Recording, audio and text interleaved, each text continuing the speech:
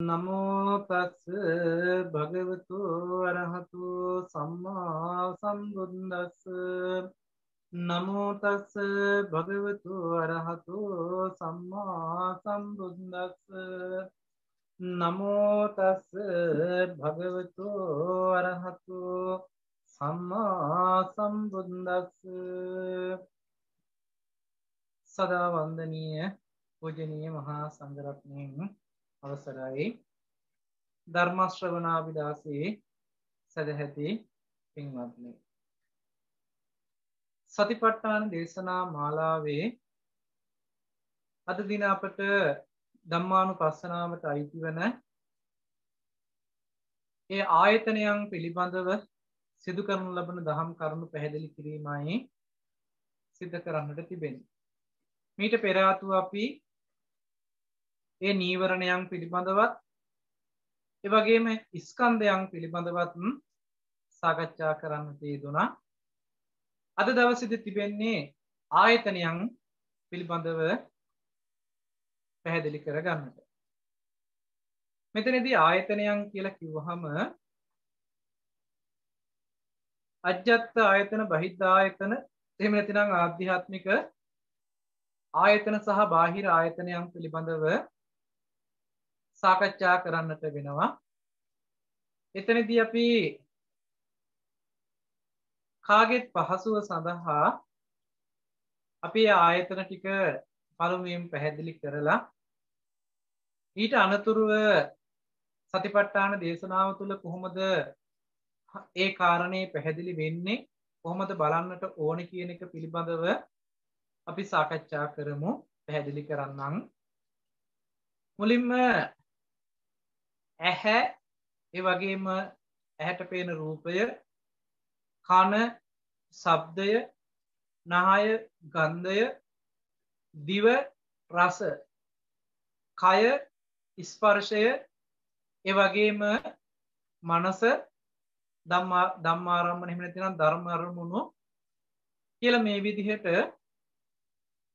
ඇහැ කන නහය දිව ශරීරය මනස කියලා තමන්ගේ පැත්තට තමන්ගෙන් පරිබාහිරව රූප ශබ්ද ගන්ධ රස ස්පර්ශ ධම්ම කියලා ආයතන 12ක් පිළිබඳව කතා කරනවා. එතකොට අපි සාමාන්‍යයෙන් කාමාවචර භූමියක උත්පත්තිය ලැබපු සත්වය හැටියට අපිට ආයතන 12ක පිළිබඳව කතා කරන්නට පුළුවන්කම තිබෙනවා. රූපාවචරයේ යම් උත්පත්තිය ලැබපු බ්‍රහ්මයෙක් සිටිනවා නම් එතනදී කතා කරන්නට තිබෙන්නේ ආයතන 6ක් පිළිබඳව තමයි. ඇහත් රූපයත් කනත් ශබ්දයත් මනසත් ධම්මාරම්මනත් එහෙම නැත්නම් ධම්මත් කියන ආයතන 6 පිළිබඳව තමයි කතා කරන්නට තිබෙන්නේ. ඊළඟට අරූපාවචර මට්ටමේදී අරූපාවචර බ්‍රහ්මයේ ලෝකයේ බ්‍රහ්මයේ පිළිබඳව ආයතනයන් පිළිබඳව පැහැදිලි කරන්නේ මන ආයතනයයි ධම්ම ආයතනයයි පිළිබඳව පමණයි. එතනදී ඇහැ කන නහය දිව ශරීරය රූප ශබ්ද ගන්ධ රස ස්පර්ශ කියන මේ ආයතන 10ම කතා කරන්නේ නැහැ, 10ම පනවන්නේ නැහැ. එනිසා අරූපාවචර මට්ටමේදී ආයතන දෙකක් ගැන කතා කරනවා. කාමාවචර මට්ටමේදී ආයතන 12ක් කතා කරනවා. රූපාවචර මට්ටමේදී ආයතන 6ක් කතා කරනවා. අරූපාවචර මට්ටමට ආයතන දෙකක් කතා කරනවා. මේ විදිහට මූලික වශයෙන් මම පැහැදිලි කළේ අපි ආයතන 6 පිළිබඳවම කතා කරන නිසා අනිත් ආයතන එහෙම නැතිනම් රූපාවචර මට්ටමේදීත් අරූපාවචර මට්ටමේදීත් ඒ කතා කළ යුතු ආයතන ටික මෙතනදී කතා වෙන නිසා වෙන වෙනම තුන් භූමිය අනුව බෙදලා කතා කරන්නට උත්සාහවත් වෙන්නේ නැහැ. ඒ නිසා අපි ඇහැ කියලා කියන්නේ මොකක්ද කියන එක පළමුවෙන් හඳුනා ගන්නට ඕනේ. මෙතනදී චක්කු ප්‍රසාද මට්ටම, එහෙම නැතිනම් චක්ක ආයතන මට්ටම, එහෙම නැතිනම් ඇහැ කියන මෙන්න මේ චක්කු ඉන්ද්‍රිය, චක්ක ආයතනය, එහෙම නැතිනම් චක්කු ප්‍රසාදය කියලා මේ විදිහට අපි ඒ අවස්ථාවට අනුව ඒ කෘත්‍ය අනුව නම් කරන්නේ මේ පොදුවේ මේ ඇහැ කියලා කතා කරන මාතෘකාවටයි. ඊළඟට රූපය කියලා කිව්වහම සතර මහා ධාතුව නිසා උපන්න උපාදාය රූපයක් කියලා කතා කරනවා. වර්ණ රූපය කියලා කතා කරනවා. සනිදස්සන රූපය කියලා කතා කරනවා. මේ සියලුම කාරණා ටික කතා කරන්නේ මේ ඇහැට පේන්නා වූ රූපයන් පිළිබඳව. අපි මේ දෙක ටිකක් පැහැදිලි කරගමු. අනිත් ආයතන පිළිබඳවත් මම පුළුවන් විදිහට පැහැදිලි කරලා දෙන්නම්. ඇහත් රූපයත් එහෙම නැතිනම් ඇහැට ගෝචර වෙන රූපයත් එහෙම නැතිනම් වර්ණ රූපය කියලා හඳුන්වනවා. මෙන්න මේ කාරණා දෙක පිළිබඳව සතිපට්ඨානයේදී අපිට කතා කරන්නේ කොහොමද කියන එක මම මාතෘකාවට යොමු කරලා පැහැදිලි කරන්නම්. එතනදී ඇහැ දනීද ඒ වගේම රූපේ දනීද එහෙම නැත්නම් ඇහැට පේන රූපේ දනීද ඒ වගේම මේ ඇහත් රූපයත් දෙක සංයෝජනීය වෙන සංයෝජනීය දකීද ඒ වගේ මේ සංයෝජනීය නොවන අවස්ථාව දකීද කියලා මේ විදිහට මේ ඇහි ක්‍රියාකාරකම පිළිබඳව ඇහත් රූපයත් කරන ගනුදෙනුව පිළිබඳව හොඳට නුවණින් දකින්න කියන කාරණය තමයි මෙතනදී ධම්මානුපස්සනාවේදී අපිට පැහැදිලි කරන දහම් අර්ථය. එතනදී ඇහැ දකින්නට ඕනේ. ඇහැ කියන එක මොකක්ද කියලා දැනගන්න ඕනේ. රූපය කියන්නේ මොකක්ද කියලා හොඳට දැනගන්න ඕනේ. ඒ වගේම මේ දෙන්නගේ සංයෝජනය මොකක්ද කියලා දැනගන්න ඕනේ. මෙන්න මේ ඇහත් රූපයත් ඒ සංයෝජනයත් හඳුනා ගන්නට යම් කෙනෙක් දක්ෂ වෙනවා නම් ඒ සංයෝජනේ දුරු කරන්නට දක්ෂ වෙනවා නම් අන්න ඒ සංයෝජනේ දුරු වීමෙන් තමයි මේ ඇහත් රූපයත් අතර තියෙන බැඳීමක් ඇති වෙලා තිබෙනවා නම් එහෙම නැත්නම් ගැට ගැහිමක් බැඳීමක් තිබෙනවා නම් මේ බැඳීම ලෙහා දමන්නට පුළුවන්කම තියෙනවා. ඉතින් ඒ නිසා මූලික වශයෙන් පළමුවෙන්ම මේ කියන අර්ථය තේරුම් අරගන්නට ඕනේ. ඊට පස්සේ අර්ථය තබාගෙන ඒ අර්ථය හොඳට විමර්ශනය කරන්නට ඕනේ. ඒ අර්ථය විමසන්න Tamanට නුවණක් වැඩෙනවා. අර දැනගත්ත දෙයට වඩා Tamanගේ නුවණින් ඒක දකින මට්ටමටපත් වෙනවා. එහෙම දකින මට්ටමටපත් වුනහම ඒ යථාර්ථය අවබෝධ කරගෙන එයින් මිදිලා වාසය කරන්නට පුළුවන්කම ලැබෙනවා. ඒ නිසා බුදුරජාණන් වහන්සේ පෙන්වනවා දේශනා කරනවා මේ සතිපට්ඨානයේ වඩන කාරණා තුනකින් පුද්ගලයෝ තුන් දෙනෙකුගේ පළමු කෙනා ආධුනිකයා කියලා පෙන්නනවා. මේ සතිපට්ඨානයේට ආධුනික පුද්ගලයා හැටියට පෙන්නනවා. ඒ කෙනා කරන්නේ මේ සතිපට්ඨානය තුළ ඇත්ත මොකක්ද කියලා දැනගන්න එක ඉස්සෙල්ලාම කරන්නේ. මේ සතිපට්ඨාන දේශනාව අහනකොට එනතිනම් මේ සූත්‍රය කියවනකොට එහෙම නැතිනම් මේ සූත්‍රයට අනුව දේශනාවක් අහනකොට පළවෙනියටම වෙන්නේ ආගන්තුක පුද්ගලයා මේක දැනගත්ත පුද්ගලයෙක් බවට පත් වෙනවා. ඊට පස්සේ මේ දැනගත්ත පුද්ගලයා මේක ක්‍රියාත්මක කරනකොට ඒක තුළ හික්මෙන පුද්ගලයෙක් බවට පත් වෙනවා. යම් තැනකදී හික්මෙන පුද්ගලයෙක් බවට මේ ශාසනයට ඇතුල් වෙනවා. එදාට මතක් කරනවා සීක පුද්ගලයා කියලා. මේකේ නා මේ තුල හික්මීමන එහෙම නැත්නම් මේ ක්‍රියාවලිය තුල කටයුතු කරනකොට දිගින් දිගට ඒක තමන්ගේ ජීවිතයේ අත්දැකීමක් බවට පත් කරගන්න එක දකින්න යන පුද්ගලයෙක් බවට පත් වෙනකොට ඒක දකින්න දවසකටපත් වෙනවා. ඒ දකින්නකොට එදායින් පස්සේ කාරණාවෙන් මිදිලා වාසය කරන්නට පුළුවන් නුවණක් ඇතුව මිදිලා වාසය කරන මට්ටමටපත් වුනහම හික්මිලා ඉවරයි කියලා කියනවා. ඒක නා අසේකයි කියලා පෙන්නනවා. ඒ නිසා මේ සතිපට්ඨානය කියන ධර්මතාවයන් ටික සියලුම ධර්මතාවයන් මම මීට කලිනුත් මේක මතක් කළා. සියලුම ධර්මතාවයන් ටික සේක එහෙම නැතිනම් ආධුනික සේක සහ අසේක කියන අවස්ථා ත්‍රිත්වයකින් වර්ගීකරණය කරලා පෙන්නනවා. මම මේ ටික මතක් කළේ මේක ඉතිරි විග්‍රහයට ඒ ටික අවශ්‍ය වෙන නිසා. එතකොට අපි මුලින්ම ඇහැ කියලා කියන්නේ මොකක්ද කියන එක ඉස්සලා අහලා දැනගන්න ඕනේ. දර්ශනයක් එහෙම නැතිනම් දේශනාවේදී පැහැදිලි කරන අර්ථයන් අපිට ගන්නට වෙනවා. ඇහැ කියලා කියන්නේ සතර මහා ධාතු නිසා උපන් උපාදාය රූපයක්. අනිදස්සන සප්පටිග වුණ සතර මහා ධාතුව නිසා උපන් උපාදාය රූපයක් කියලා පෙන්වනවා. දැන් මේ අර්ථය අපි තේරුම් ගන්නට ඕනේ. සතර මහා ධාතුව නිසා උපන්. ඒ කියන්නේ මේ ඉපදිලා තියෙන්නේ සතර මහා ධාතුව හින්දා.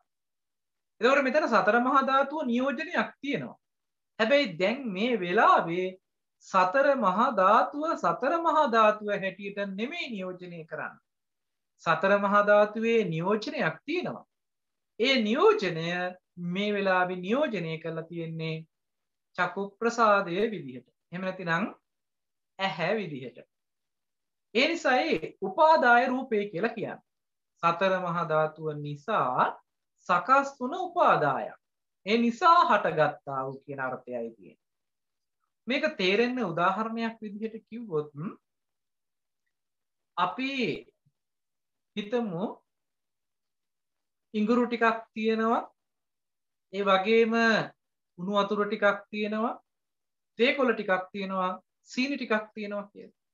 මේ ඉඟුරු ටික වෙනම තියෙනවා, සීනි ටික වෙනම තියෙනවා, තේ කොළ ටික වෙනම තියෙනවා, උණු වතුර ටික වෙනම තියෙනවා. මේ ටිකෙන් අවශ්‍ය ප්‍රමාණාත්මකව දාලා ඉඟුරු වලින් පොඩ්ඩක් දාලා, සීනි වලින් අවශ්‍ය ප්‍රමාණයට දාලා, තේ කහට වලින් අවශ්‍ය ප්‍රමාණයට අරගෙන උණු වතුරත් සමග මේ ටික මිශ්‍ර කළාම ඒ හැදිච්ච මිශ්‍රණයට තව දුරටත් අපි ඉඟුරු කියලා කියන්නේවත්, එහෙම නැතිනම් උණු වතුර කියලා කියන්නේවත්, සීනි කියලා කියන්නේවත්, තේ කොළ කියලාවත් කියන්නේ නැහැ. හැබැයි මේ හතරෙන්ම හැදුන මේ නිර්මාණයට කියනවා තේ එකක් කියලා. එහෙම නැතිනම් බීමට ගන්න තේ එක කියලා කියනවා. හැබැයි මේ තේ එක කියන තැනේදී අපි මේ බොන්න පාවිච්චි කරන තේ එක කියන තැනේදී සීනි ටික, ඉඟුරු ටික, ඒ කියන්නේ ඉඟුරු තේ එකක් කියලා කිව්වහම ඉඟුරු ටික, සීනි ටික, තේ කොළ ටික, උණු වතුර ටික කියන මේ හතර දෙනාම වැය වෙලා හතර දෙනාම නිසා හටගත් එකක් තමයි මේ ඉඟුරු තේ එක කියලා කියන්නේ. එහෙම නැත්නම් තේ එකක් කියලා කියන්නේ. එහෙම නැත්නම් මේ හතර දෙනා වෙන වෙනම දකින්න බෑ මේ තේ එක ඇතුලේ. හැබැයි අපිට නුවණක් තියෙනවා ඒ හතර දෙනා නොතිබුණේ නම් මේ තේ එක කියන එකක් පනවන්න පුළුවන්කමක් ලැබෙන්නේ නැහැ කියලා. ඔය ටිකම මම තවත් උදාහරණයක් ගන්නම්. ඉඟුරු ටික ගොඩාක්, ඉඟුරු ඉස්ම ගොඩාක් අරගෙන සීනි ගොඩාක් දාලා උණු වතුර ටිකක් දාලා අර ටික දිය කරගන්න අවශ්‍ය වෙන විදිහට උණු වතුර දාලා තේ කහට බිඳුවක් දෙකක් විතර දාගන්නවා පාට කරගන්න. දාලි වල මේක හොඳට හැඳි ගාලා ගත්තාම අපි සමහරවිට මේකට කියයි ඉඟුරු දෝසි කියලා. අතනදී තේ කහටක් තියෙනවා. මොකද ඒක දැන් මේ පාට කරගන්න. යම් අර තියෙන සුදු පාට ගතිය යන්න පොඩි පාටක් එහෙම නැතිනම් වර්ණව ගන්වීමක් සඳහා තේ කහට අපි පාවිච්චි කරලා තියෙන්නේ. හැබැයි ඉඟුරු ගොඩාක් දාලා තියෙනවා, සීනි ගොඩාක් දාලා තියෙනවා. අවශ්‍ය ප්‍රමාණයන් වෙනස් කරලා තියෙනවා.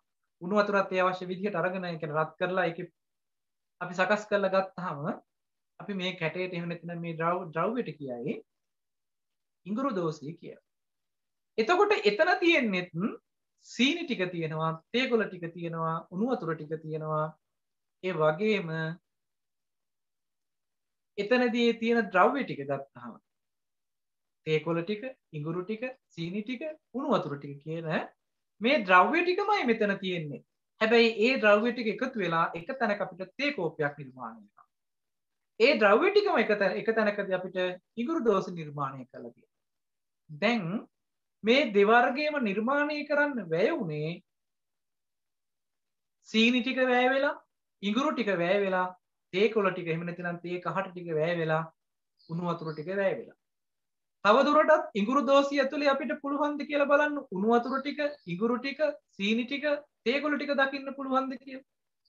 නමුත් අපිට නුවණක් තියෙනවා මේ ටික හැදිලා තියෙන්නේ මෙන්න මෙහෙම නේද කියලා. ඒ වගේ අර්ථයක් ළඟ තබා ගන්න, උදාහරණය ළඟ තබා ගන්න.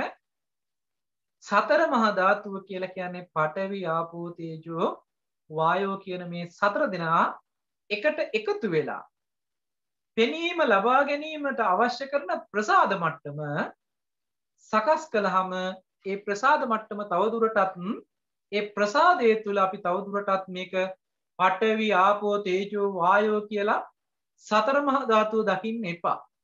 මේකෙන් අදහස් කරන්නේ නැහැ මෙතන දැන් සතර මහා ධාතුව නැහැ කියන අර්ථේ. නමුත් සතර මහා ධාතුව වෙන වෙනම පවතිනව නෙමෙයි දැන් මෙතනදී සතර මහා ධාතුවේ සංකලනය දැන් ප්‍රසාද රූපයක් මට්ටමටපත් වෙලා තියෙනවා. පෙනීම සඳහා අවශ්‍ය කරන ප්‍රසාදයේ සකස් කරපු නිසා මේ ප්‍රසාදයට අපි නම් කරනවා චක්කු ප්‍රසාදය කියලා. එහෙමනම් පෙනීම ලබා දීම සඳහා උපන්න මේ ප්‍රසාදයට තමයි පෙන්වන්නේ උපාදාය රූපේ කියලා. ප්‍රසාද මට්ටම චක්කු ප්‍රසාදය. චතුර්ණංච මහා භූතානං උපජ්ජති උපාදාය රූපං කියලා පෙන්නනවා. සතර මහා ධාතු නිසා උපන්න උපාදාය රූපයක් කියලා. එහෙමනම් අපි උපාදාය රූපය කියලා කිව්ව ගමන්ම මෙන්න මේ විදිහේ සිද්ධියක් දකින්නට උත්සාහවත් වෙන්නට ඕනේ. අනිදස්සනයි සප්පටිගයි කියලා පෙන්නනවා. අනිදස්සනයි කියලා කියන්නේ මේ ප්‍රසාදයට කොයිම වෙලාවකවත් නිදර්ශනයක්වත් දෙන්න පුළුවන් කමක් නැහැ. අනිදස්සනයි. නිදර්ශනයක්වත් දෙන්න පුළුවන් කමක් නැහැ. ඒ වගේම අනිදස්සනයි කියලා කියනවා කවමදාකවත් දැකලා නැහැ. දකින්න බෑ. ඒ කියන්නේ මේ ප්‍රසාද මට්ටම කවමදාකවත් දැකලා නැහැ. දකින්න පුළුවන් එකක් නෙමෙයි. ඒ නිසා අනිදස්සනයි. දර්ශනීය වෙන්නේ නැහැ. නිදර්ශනයක් දෙන්න බෑ කියලා පෙන්නනවා. අනිදස්සනයි නිදර්ශනයක් දෙන්න බෑ. ඒ වගේම කවදාවත් දකින්න පුළුවන් එකක් නෙමෙයි කියලා. එතකොට සප්පටිගයි. හැබැයි ඒ උනාට අනිදස්සන උනාට සප්පටිගයි. සප්පටිගයි කියලා කියන්නේ ස්පර්ශ වෙන්න හිතයිසී බව හැදිලා තියෙනවා මේක. ඒ කියන්නේ ස්පර්ශයට සුදුසුයි. යම් ස්පර්ශයක් ලබන්න සුදුසු විදිහට මේක සකස් වෙලා තියෙනවා. එහෙමනම් සතර මහා ධාතුව නිසා උපන්න උපාදාය රූපයක් ඒ වගේම අනිදස්සනයි ඒ වගේම සප්පටිගයි. සතර මහා ධාතුව නිසා උපන් උපාදාය රූපය කියලා කිව්වහම අර මං කලින් කිව්ව උදාහරණ දෙකෙන්ම යම් අර්ථයක් අපිට වැටහෙන්නේ නැති ඒ අර්ථය තියාගන්න මෙතෙන්. සතර මහා ධාතුව නිසායි මෙන්න මේ හැදිලා තියෙන්නේ. ඒ හැදුන ප්‍රසාද මට්ටම අනිදස්සනයි. කවමදාකවත් නිදර්ශනයක් දෙන්න දකින්න පුළුවන්කම නැහැ. එහෙමනම් සප්පටිගයි. සප්පටිග කියලා කියන්නේ ස්පර්ශයට හොඳටම සුදුසුයි මේක. එහෙමනම් මේ විදිහට තමයි ඇහැ අර්ථකථනය කරලා තියෙන්නේ. තවදුරටත් මේකේ අර්ථය තවත් ගැඹුරින් විග්‍රහ කළොත් අවුත්වාන සම්භූතං මුත්වාන භවිස්සති කියලා පෙන්නනවා. පෙර නොතිබීම හටගෙන ඉතුරු නැතුවම නැති වෙනවා කියලා පෙන්නනවා මේ ඇහි ස්වභාවය. ඒක ටිකක් අපි ගැඹුරු අර්ථයකට වැටෙන නිසා මේ අර්ථය මම අවසානයේදී පැහැදිලි කරලා දෙන්නම්. සියල්ලම එකට කැටි කරලා අරගෙන. ඊළඟට මේ ඇහැට පේන රූපය දැන් ඔය චක්කු ප්‍රසාදය ගැනයි ඔය කතා කරන්නේ. මේ ඇහැට පේන රූපය පිළිබඳව ඊට පස්සේ දැනගන්න කියලා කියනවා. මේ ඇහැට පේන රූපයත් පැහැදිලි කරනවා අනිදස්සන සප්පටිග ඇහෙන් දකින්න පුළුවන්කම ලැබෙන සනිදස්සන සප්පටිග සතර මහා ධාතුව නිසා උපන්න උපාදාය රූපය කියලා පෙන්වනවා. මේ වර්ණ රූපයට දෙන අර්ථය තමයි එතන ඒත් පෙන්වන්නේ සතර මහා ධාතුව නිසා උපන්න උපාදාය රූපයක් කියලා පෙන්වනවා. සතර මහා ධාතුවෙන්ම සකස් වෙච්ච උපාදාය රූපයක්. අර කලින් ගත්ත උදාහරණයම ගන්න මෙතෙන්ට. සතර මහා ධාතුව තමයි මේ නිර්මාණය කරන්නේ. හැබැයි මේ නිර්මාණය වර්ණ රූප මට්ටමකට අවශ්‍ය එමෙ නැතිනම් පෙනීම ලබා දීමට අවශ්‍ය කරන සිද්ධියකට වැය වෙලා. ඒකට කියනවා වර්ණ රූපය කියලා. හැබැයි මේක සනිදස්සනයි කියලා කියනවා. සනිදස්සනයි කියලා කියන්නේ දකින්න පුළුවන් සිද්ධියක්. ඒ විතරක් නෙමෙයි නිදර්ශන දෙන්න පුළුවන්කම තියෙනවා. දැක්ක වර්ණ රූපේ කොයි වගේද කියලා අපිට කියන්න පුළුවන්කම තියෙනවා. ඒකට නිදසුන් දෙන්න පුළුවන්. මේ වගේ එකක් දැක්කේ මේ විදිහ එකක් දැක්කේ කියලා අපිට ඕන තරම් නිදසුන් දෙන්න පුළුවන්කම තියෙනවා. සනිදස්සනයි සප්පටිගයි.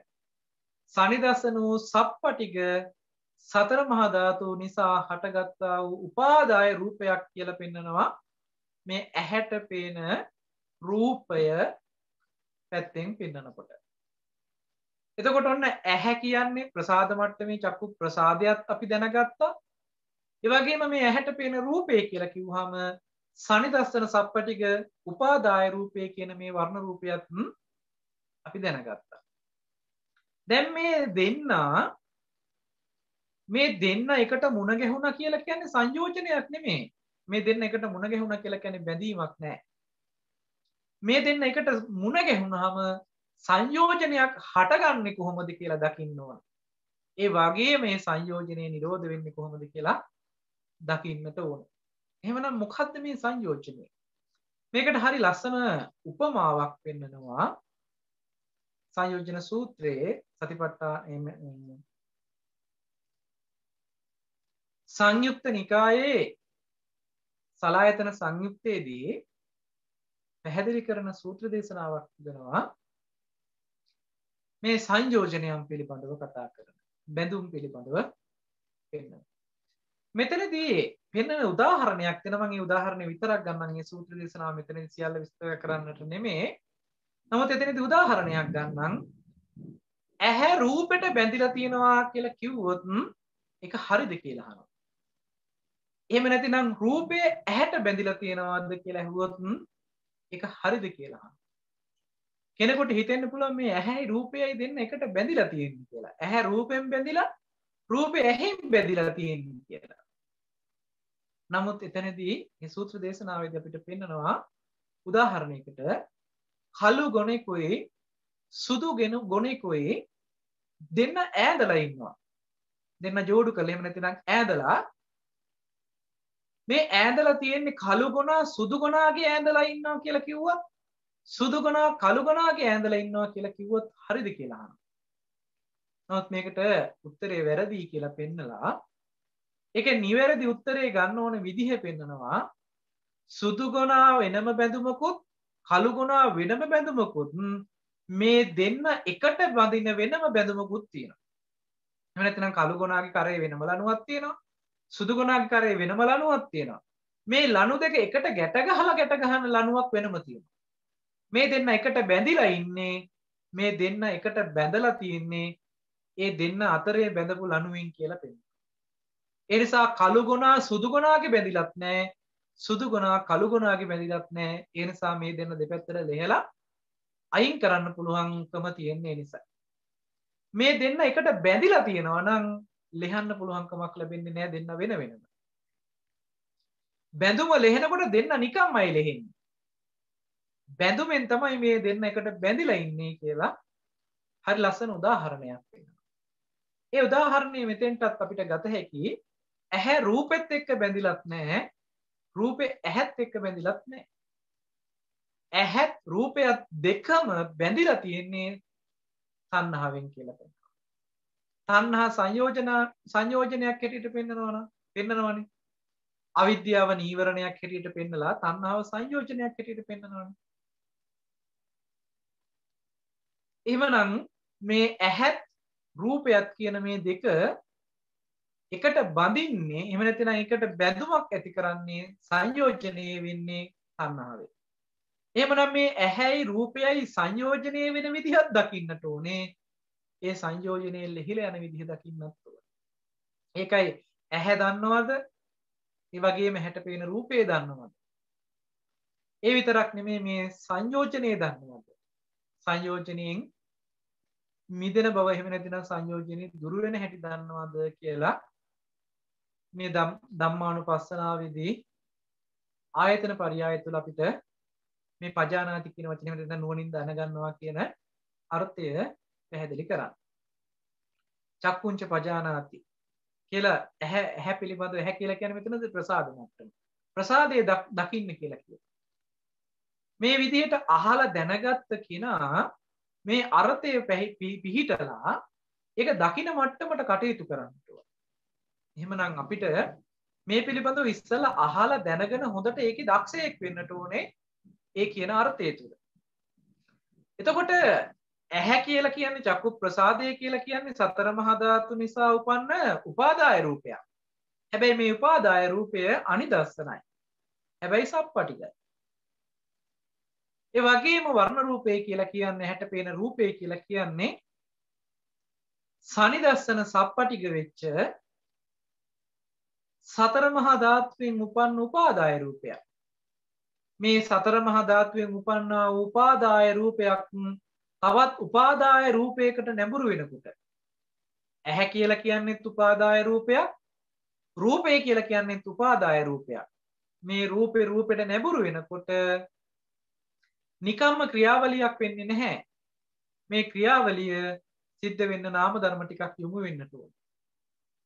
ඒ නාම ධර්ම ටික යොමු වුණාම මේ දෙක එකට බැඳලා පෙනුන දේම තියෙනවා, තියෙන දේම පෙනුණා කියන තැනකින් පෙනීම සහ ඇති බව කියන මෙතන රූපයයි ඇහැයි දෙකම එක තැනකින් ගැට ගහලා ගන්නවා, එක සිද්ධියකින් එක තැනකින් මොසවලා ගන්නවා.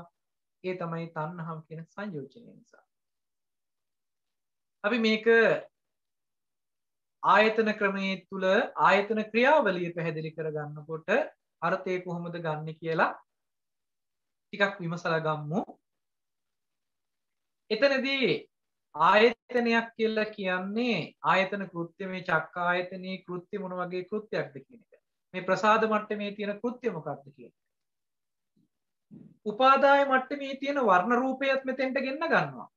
ඒ වගේම එතෙන්ට යොමු කරන නාම ධර්මයක් එතෙන්ට ගෙන්න ගන්නවා. චක්කු විඥානය කියන්නේ එතෙන්ට යොමු කරන නාම ධර්ම ටික. එහෙම නැතිනම් නාමය. ඒ වගේම එතෙන්ට වර්ණ රූපය කියලා කියන්නේ මෙතෙන්ට වැටෙන ඡායා රූපය. එහෙම නැතිනම් වර්ණ සටහන. ප්‍රසාද මට්ටමට මේ දෙන්නම ගෙන්න ගත්තම මේ දෙන්න එකට මුණ ගස්සනවා. මුණ ගස්සලා තියෙන්නේ නාම ධර්මයයි රූප ධර්මයයි. නාම ධර්මයයි රූප ධර්මයයි දෙක එකට මුණ ගැහුනහම තමයි ආයතනෙ උපදින්නේ. ආයතන කෘත්‍ය උපදින්නේ. ආයතන කෘත්‍ය තමයි මේ කරලා තියෙන්නේ. ඒකයි නාම රූප පත්‍ය සලආයතන කියලා. නාම රූපය නිසායි ආයතන ටික උපදින්නේ. මේ ආයතනේ හැදිච්ච ගමන්ම ස්පර්ශය ඇති වෙලා වේදනා සංඥා කියන කාරණා ටිකකට නාම ධර්ම ටික උපදිනවා. මනසට අවශ්‍ය කරන පණිවිඩය යනවා. මොක තමයි මේ ආයතනයේ ක්‍රියාවලිය. බැහැරින් කෙනෙක් ගෙන්න ගන්නවා, ඇතුළේ කෙනෙකුත් යොමු කරනවා, මේ දෙන්න එකට මුණ ගස්සනවා. මොකද නැත්තම් කොයිම වෙලාවකවත් රූපය ඇතුලේ නාම ධර්ම දකින්නත් එපා, නාමය ඇතුලේ රූප ධර්ම දකින්නත් එපා. මොකද ඒකයි නාමය සහ රූපය කියලා දෙපැත්තකට ධර්මතා දෙකක් විග්‍රහ කරන්න පැහැදිලි කරන්න. හැබැයි අපිට නාම රූප කියන වචනේ එකට ගැට ගහලා හම්බ වෙන්නේ මේ දෙන්න එකට මුණ ගස්සන තැන නිසායි. ඒ අර්ථයෙන් තේරුම් ගන්නට උත්සාහවත් වෙන්න. එතකොට මේ ඇහි කෘත්‍ය තමයි චක්ක ආයතනයේ කෘත්‍ය තමයි වර්ණ රූපයත් නාම ධර්මයත් දෙක එකට මුණ ගස්සපු එක. දෙන්න එකට හම්බ වෙච්ච එක. මේ හම්බ වෙන්න හදාගත්තා වූ ආයතන එහෙම නැතිනම් මධ්‍යස්ථානය තමයි ඇහැ කියලා කියන්නේ. මේකත් හදන්නේ කර්මානුරූපව. අවිද්‍යාවෙන්, කර්මයෙන්, තණ්හාවෙන් තමයි නිර්මාණය කරන්නේ. ඒකට අනුග්‍රහය දක්වනවා කබලින්කාර ආහාරය. මේ විදිහට අනිදස්සන සප්පටික චක්කු ප්‍රසාදයට සනිදස්සන සප්පටික වර්ණ සටහනක් හම්බ වුණාම මෙන්න මේ සිද්ධියේ ඇත්ත නොදන්නකම යෙදුනහම අන්න තණ්හාවක් ඇති වෙනවා.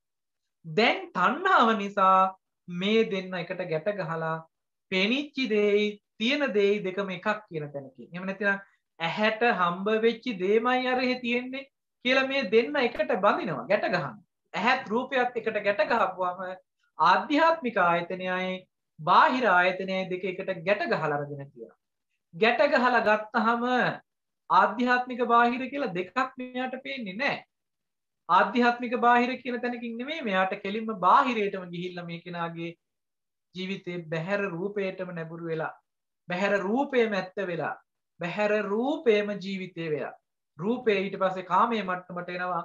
තණ්හාව නිසා ඒ තණ්හාව නිසා කාමයේ මට්ටමට ආපුවාම බහැර රූපේ රූපයක් විදිහට නෙමෙයි කාම වස්තුවක් විදිහටම ජීවිතයේ ගැට ගැහිලා තියෙනවා. ඔන්න ඔය විදිහටයි මේ ආයතනයකින් සංයෝජනයක් එහෙම නැත්නම් බැඳීමක් ඇති වෙන්නේ. තණ්හාව කියන සංයෝජනයෙන් බැඳෙන්නේ. මේ ඇහැ වෙනම රූපේ වෙනම මේ ඇහත් රූපයක් දෙන්න එකට එකතු වෙනවා කියන සිද්ධිය මොකද්ද? මේ ආයතන කෘත්‍ය මොකක්ද කියලා ආයතනේ දන්නවා නම් ඒ කියන ආයතන කෘත්‍ය දැනගත්තා නම් එතෙන්ට නුවණ තිබ්බනම් ඇත්ත ඇති හැටියට දකිනකොට ඒ කෙරෙහි තණ්හා සංයෝජනයක් දෙන්නේ නැහැ. තණ්හා සංයෝජනේ නොයදෙනකොට මේ ඇහැ රූපෙට බැඳෙන්නෙත් නැහැ. රූපය ඇහැට බැඳෙන්නෙත් නැහැ. ඇහැ වෙනමත් රූපය වෙනමත් කියන මේ ආයතන කෘත්‍ය වෙනම දකිනවා. ධර්මතා ටික වෙන වෙනම දකිනවා. මේ විදිහට හඳුනා ගන්නකොට මේ කෙනාගේ මානසික මට්ටමේ තුල තණ්හාවට ඉඩක් නැතුව යනවා. ඇත්ත දැක්කහම තණ්හාවට ඉඩක් නැතුව යනවා. තණ්හා නිරෝධයකටපත් වෙනවා. මෙන්න මේක සාක්ෂාත් කරන්නයි අවශ්‍ය වෙන්නේ කියලා ධර්මතා න්‍යායක් දකිනවා. මේ ධර්මතා ටිකක් තියෙන්නේ. මේ ඇහැ කියන්නේ ආයතනයක්, ඇහැට පෙනිච්ච රූපේ කියන්නේ ආයතනයක්. එහෙමනම් ඒක මෙතනත් එහෙමයි බහැරත් එහෙමයි කියලා මේ ආධ්‍යාත්මික බාහිර වශයෙන් දකිමින් මේ කෙනාගේ හොඳට නුවණ මොහු කරා යනවා. සත්ව පුද්ගල සංඥාවක් තිබුණා නම් මේ ආයතනයේ මුල් කරගෙන ඒ සත්ව පුද්ගල සංඥාව වැරදි විදිහට දැකපු දැක්ම දුරු වෙලා යනවා. ඇත්ත ඇති හැටියට දකින්නකොට. ඔය කතා කළේ චක්කායතනයේ පිළිබඳවයි. නමුත් ඊටු ටික මම ඉක්මනින් කියන්නම්. එතනදී පෙන්නනවා සෝතායතනයේ විදිහට ගත්තාම කනත් ශබ්දයක් ගත්තාම මේ දෙන්නම සතර මහා ධාතු නිසා උපන්න උපාදාය රූපයක්. ඒ විතරක් නෙමෙයි අනිදස්සන සප්පටිගයි. අනිදස්සනයි කියන්නේ දකින්න බෑ. සද්ද කවදාක්වත් දකින්න බෑ. කන කවදාක්වත් දකින්න බෑ. ඒ වගේම නහය, ගඳ සුවඳ. මේ දෙකම සතර මහා ධාතු නිසා උපන්න උපාදාය රූපයක්. කවදාක්වත් දකින්න බැහැ නිසා අනිදස්සනයි කියන්නේ. හැබැයි සප්පටිගයි. ස්පර්ශයට හිත ස්පර්ශ වෙන්න පුළුවන්. ගැටෙන්න පුළුවන්, ගැටෙනවා. ඊළඟට දිවත් රසත්. දිව සහ රස දෙකම සතර මහා ධාතු නිසා උපන්න උපාදාය රූපයක්.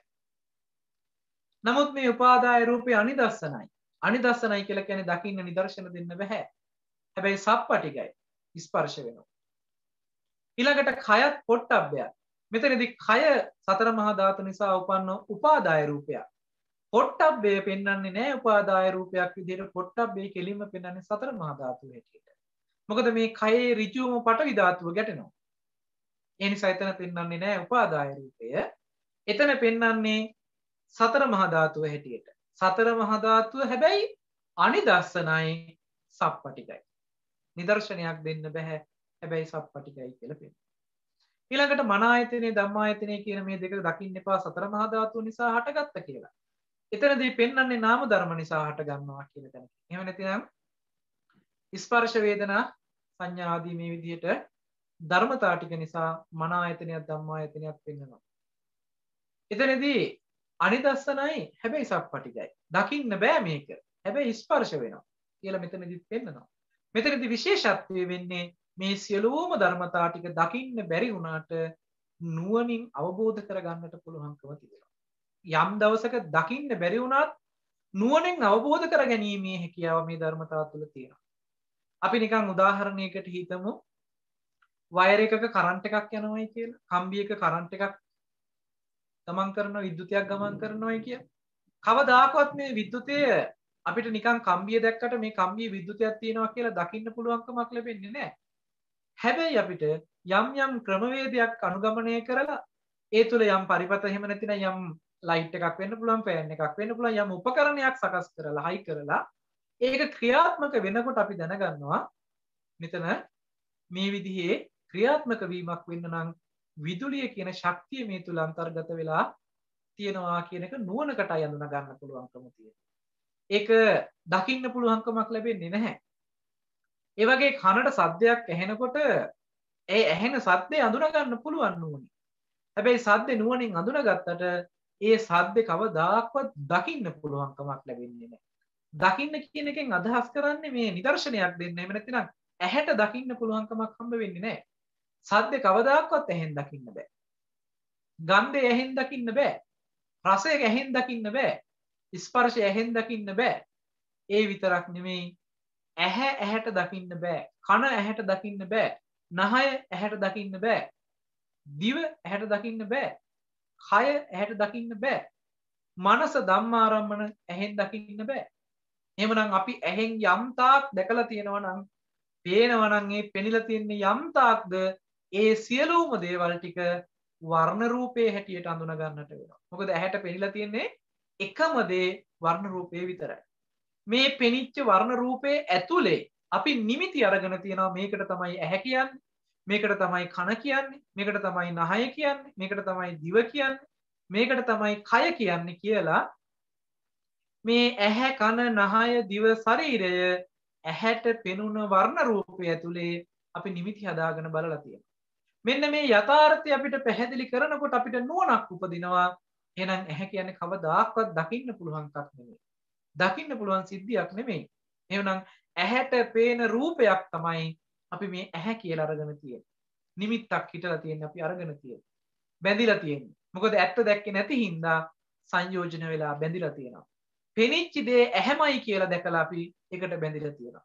ඇහිච්ච දේ කනමයි කියන තැනකින් එහෙම නැත්නම් සද්දේ බලන්න යනවා, කන බලන්න යනවා, එහෙම නැත්නම් නහය, දිව, ශරීරය කියන මේ ධර්මතා ටික මේ හැම එකක්ම මේ කතා කරන්නේ ප්‍රසාද මට්ටම. චක්කු ප්‍රසාදේ එහෙම නැත්නම් ඇහැ කියලා කියන්නේ ප්‍රසාද මට්ටම. මසස නෙමෙයි. ඒ කියන්නේ මේ මස් කොට නෙමෙයි. මේ මස් කොට කියලා අපි කතා කරන්නේ සතර මහා ධාතුයෙන් උපන් උපාදාය රූපය අපිට පේන්නේ. මෙන්න මේ තැනට නුවණක් අපේ ඇති කරගන්නට අවශ්‍ය කරනවා. ඉතින් හැම වෙලේම ආයතන කෘත්‍ය පැහැදිලි කරගන්න නාම ධර්ම ටිකට සහ රූප ධර්ම ටිකට එකට මුණ ගැහෙන්න හදපු මධ්‍යස්ථානය. මෙතන සෙන්ටර් එක තමයි මේ ප්‍රසාදේ කියලා කියන්නේ. ඒක චක්කු ප්‍රසාදේ වෙන්න පුළුවන්, සෝත ප්‍රසාදේ වෙන්න පුළුවන්, ගාන ජීව කාය ප්‍රේම කියන ඕනම පංචායතනයක තියෙන ප්‍රසාද ටික හැම වෙලේම උත්සාහවත් කරලා තියෙන්නේ රූපයට, එහෙම නැතිනම් රූප ධර්මයට, එහෙම නැතිනම් සද්දයට, ගන්ධයට, රසයට, ස්පර්ශයට කියන මේ සතර මහා ධාතුව සහ සතර මහා ධාතුව නිසා උපන්න උපාදාය රූපයට නාම ධර්මයට අභිමුඛ කරනවා. එහෙම නැත්නම් නාම ධර්මයට මුණ ගැස්සන්නේ මෙන්න මේ ආයතන කෘත්‍යය. එතකොට අපි මේ ආයතනය ගැනනේ කතා කරන්නේ. සලායතනය ගැන මේ දේශනාවේදී අපි පැහැදිලි කරන්නේ. මෙන්න මේ අර්ථය හොඳට අපේ හිතේ ඇතුළත් කරගන්නට අවශ්‍යයි. මේ කියලා කියන්නේ මෙන්න මෙහෙම ධර්මතාවයක් කියන එක තේරුම් ගන්නට උත්සාහවත් වෙන්නට ඕන. ඉතින් මම හිතනවා අද දවසේ මේ ආයතනයන් පිළිබඳව පැහැදිලි කරපු දහම් කරුණු ටික ඔබට පැහැදිලි ඇති කියලා තවදුරටත් මේකේ ගැඹුරු අර්ථයක් තිබෙනවා. ගැඹුරු අර්ථය කියලා කියන්නේ මේක තවත් අපි ගවේෂණය කරනකොට අපිට හොඳටම තේරෙනවා මේ ටිකේ නොතිබීම හටගෙන ඉතුරු නැතුවම නැති වෙනවා කියන යථාර්ථ සිද්ධිය මොකක්ද කියන එක. මොකද ඇහත් රූපයක් කියන දෙන්නා නිකන් දෙන්නට තනියම වැඩ කරන්න බෑ. මේකට නාම ධර්ම එකතු වෙන්නට ඕනේ. ඒකට තමයි අපි චක්කු විඥානය කියලා කියන්නේ. මේ තුන් දෙනාම එකතු වුනහම තමයි ක්‍රියාවලිය සම්පූර්ණ වෙන්නේ තින්න සංගතිපස්සෝ කියලා. ස්පර්ශය හටගන්නේ. එතකොට මේ ක්‍රියාවලියේදී ඇහත් රූපය චක්කු විඥානයත් කියන මේ තුන් දෙනාගෙන් එක්කෙනෙක් හෝ හම්බ නොවුනේ නම් එක්කෙනෙක් හෝ මුණ ගැහුනේ නැතිනම් නාම ධර්මයක් රූප ධර්මයක් කියන මේ දෙන්නාකින් එක්කෙනෙක් හරි හම්බ නොවුනේ නම් එතන ඒ ගනුදෙනුවක් වෙන්නේ නැහැ. එතන ස්පර්ශයක් වෙන්නේ නැහැ. ඒ නිසා ඒ ආයතනය හටගත්තා කියලා පණවන්න පුළුවන්කමක් ලැබෙන්නේ නැහැ. ඒ නිසා එකම වෙලාවට ආයතන දෙකක් මුණ ගැහෙන්නේ නැහැමයි. කොයිම වෙලාවකවත් පේන එකයි ඇහෙන එකයි දෙකම එකපාර වෙන්නේ නැහැ. පේන වෙලාවට ඇහෙන එක නැහැ. ඉපදිලා නැහැමමයි. ඇහෙන වෙලාවට පේන එක නිරුද්ධ වෙලාමයි.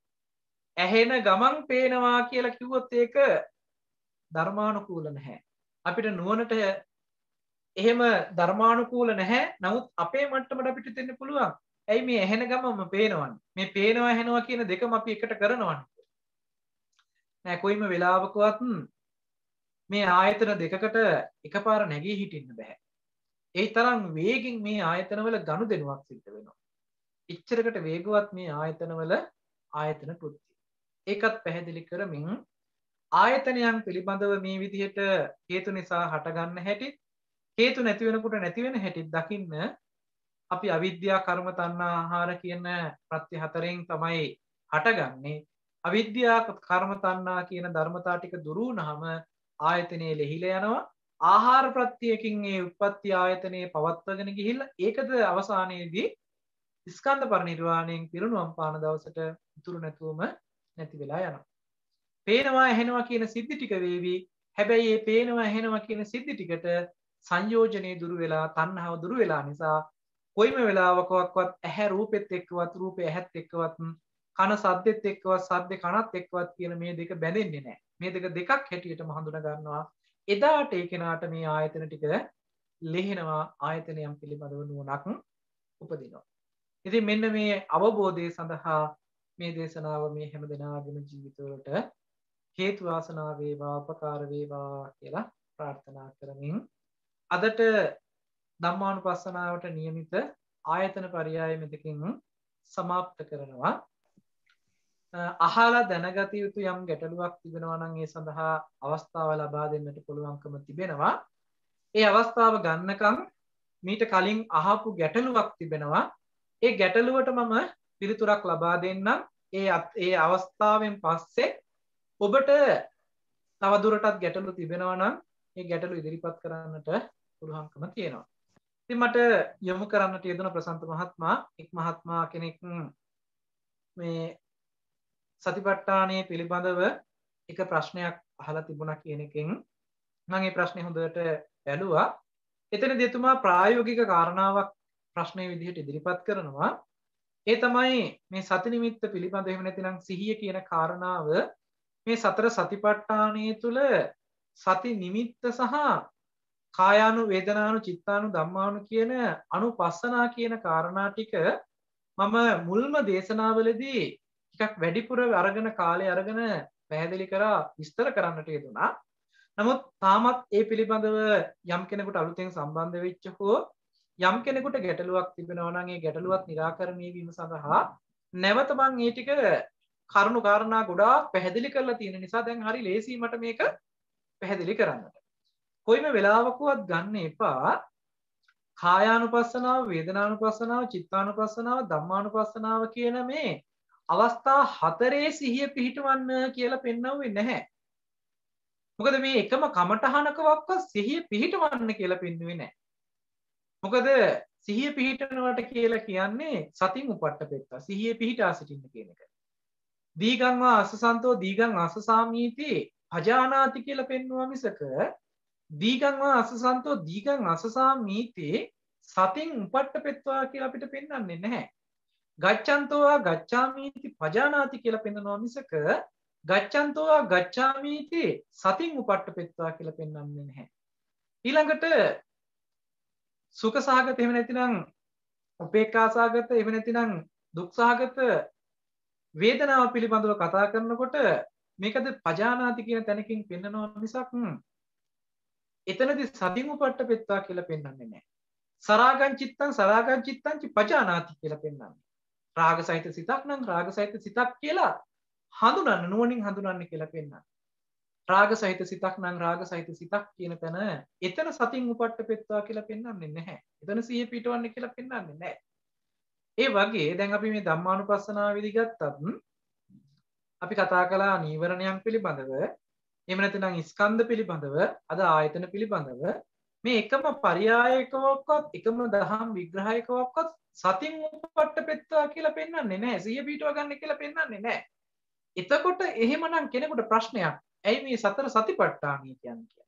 මේ හතර ධර්මතාවයොම සිහිය පිහිටුවා ගැනීමට උපකාරක ධර්මතා විදිහටයි පෙන්වන්නේ. සිහියට උපකාරක ධර්මය හැටියට. ඒක පැහැදිලිව පෙන්නනවා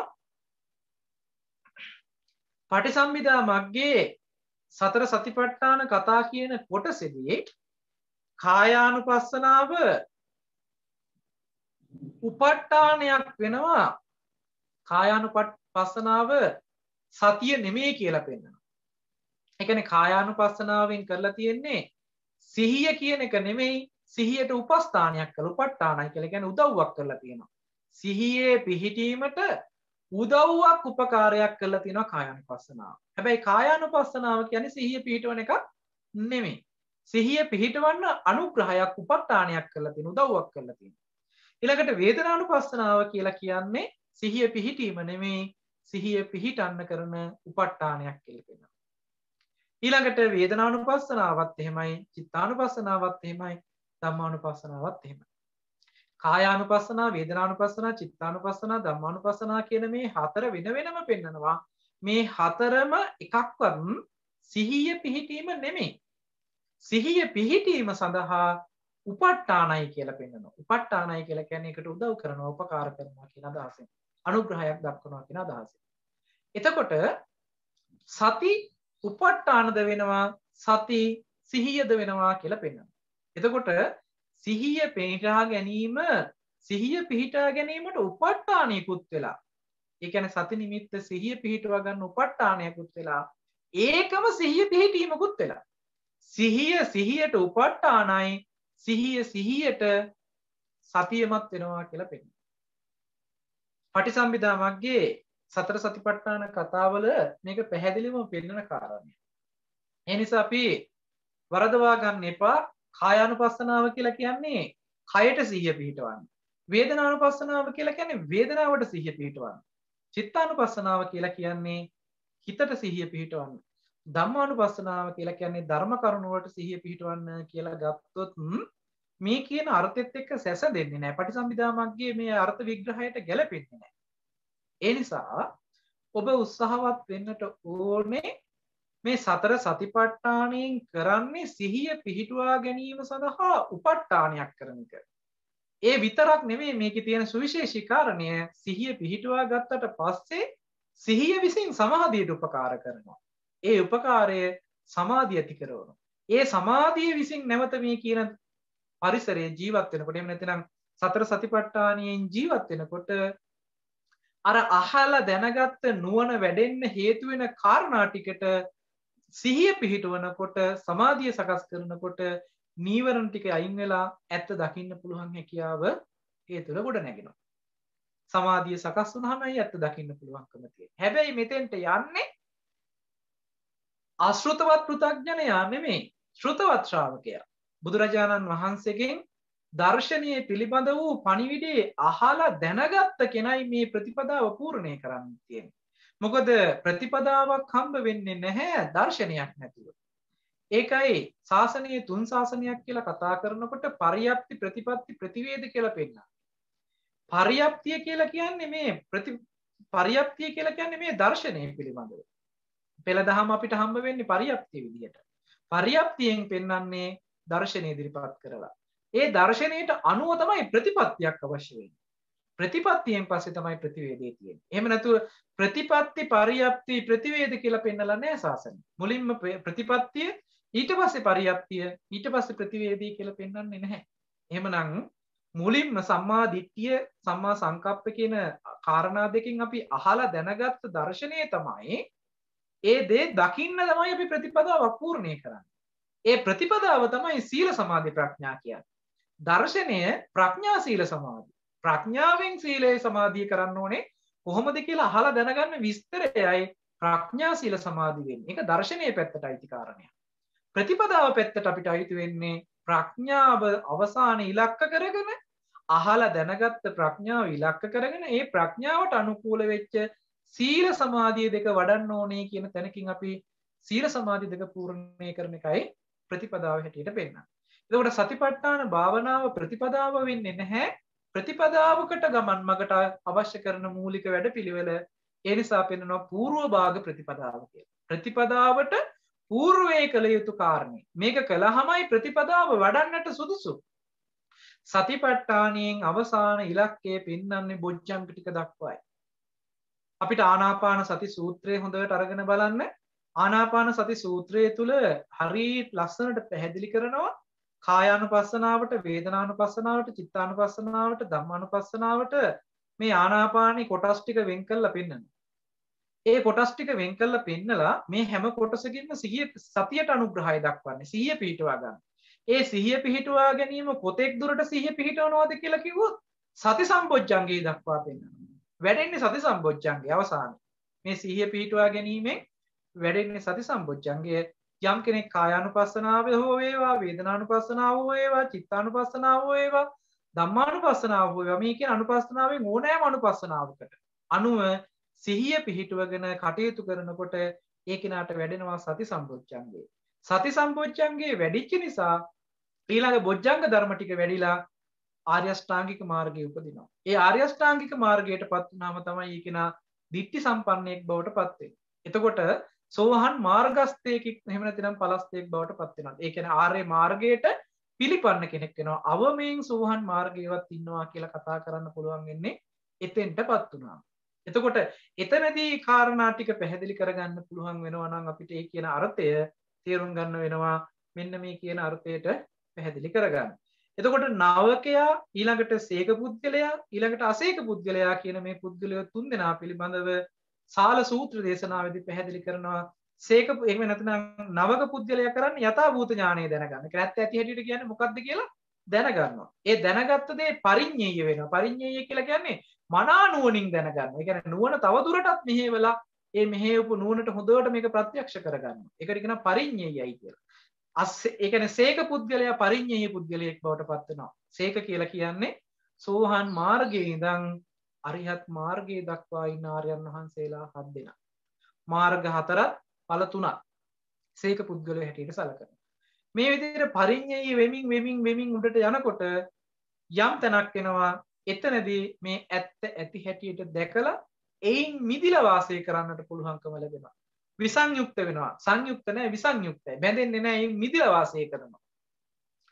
එයින් මිදිලා වාසය කරන තැනට කියනවා අසේකයි කියලා. දැන් හික්මිලා ඉවරයි කියනවා. එතනට කතා කරනවා අරියත් එහෙම නැත්නම් රහත් භාවයට පත් වුණා කියලා.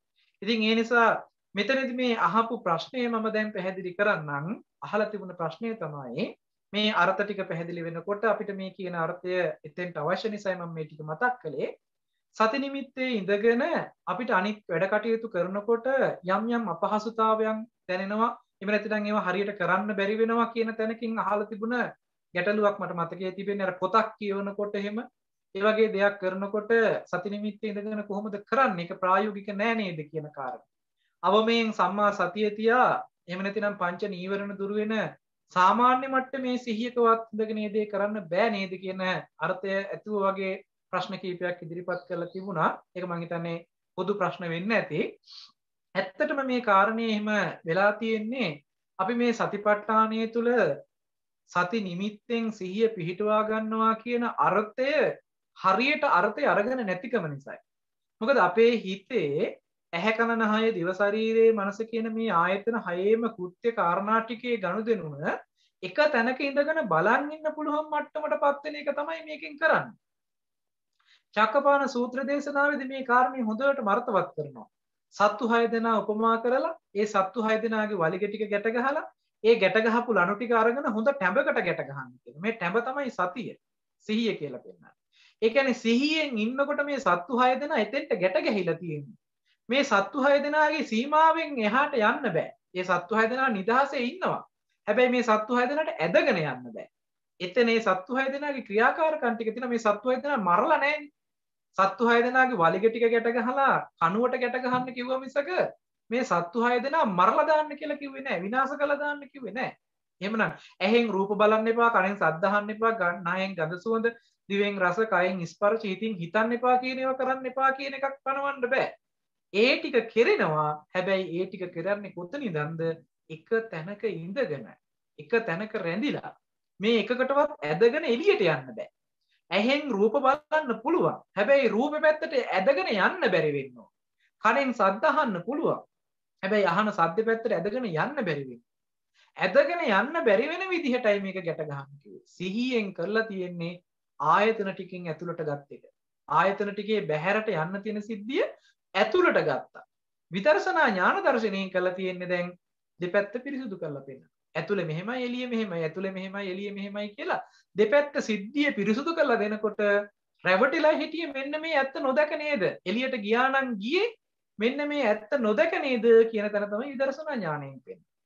ඒ නිසා සතියෙන් එහෙම නැතිනම් සිහියෙන් කරලා තියෙන්නේ ආයතන ටික ඇතුළට ඇදලා ගත් එක. හරියට අර ඉබ්බා අඬු ටික කටුව ඇතුළට ගත්තා වගේ. මේ ආයතන ටිකෙන් එළියට බහැලා හිටපු අපි ආයතන ටිකෙන් ඇතුළට අරගෙන තියෙනවා. මේ හැම ආයතනයකම ගනුදෙනුව තියෙන්නේ මනසත් එක්ක අවසාන. එහෙනම් මනස පැත්තට නැඹුරු කරලා ඒ ගනුදෙනුව බලාගෙන පුළුවන් වැඩපිළිවෙල තමයි අපිට මේ කියන සිහියෙන් කරලා තියෙන්නේ. සතිපට්ඨානය තුල කරන්නේ මේ පැත්තට උදව් කරන එක. ඇතුලෙන් මේ ගැන අධ්‍යයනයක් කරනවා. නාම ධර්ම පැත්තේ ප්‍රඥාව යොදවලා අධ්‍යයනයක් කරනවා. ඒ අධ්‍යයනයේට තමයි නැඹුරු වෙලා ඒ කියන්නේ ඒ අධ්‍යයනයේ පැත්තේ තුල තමයි අපිට නුවණ වැඩෙන්නේ. ඒ නුවණට තමයි මේ ඇතුළ සහ බාහිර කියන සිද්ධි දෙක හොඳට වැටහෙන්නේ අවබෝධ වෙන්නේ. එතෙන්ටපත් කරන්න තමයි මේ සිහිය කියන එක අවශ්‍ය වෙන්නේ. එතකොට අපි යම් පොතක් කියවනකොට වෙන්න පුළුවන්, එදිනෙදා වැඩක් කරනකොට වෙන්න පුළුවන්.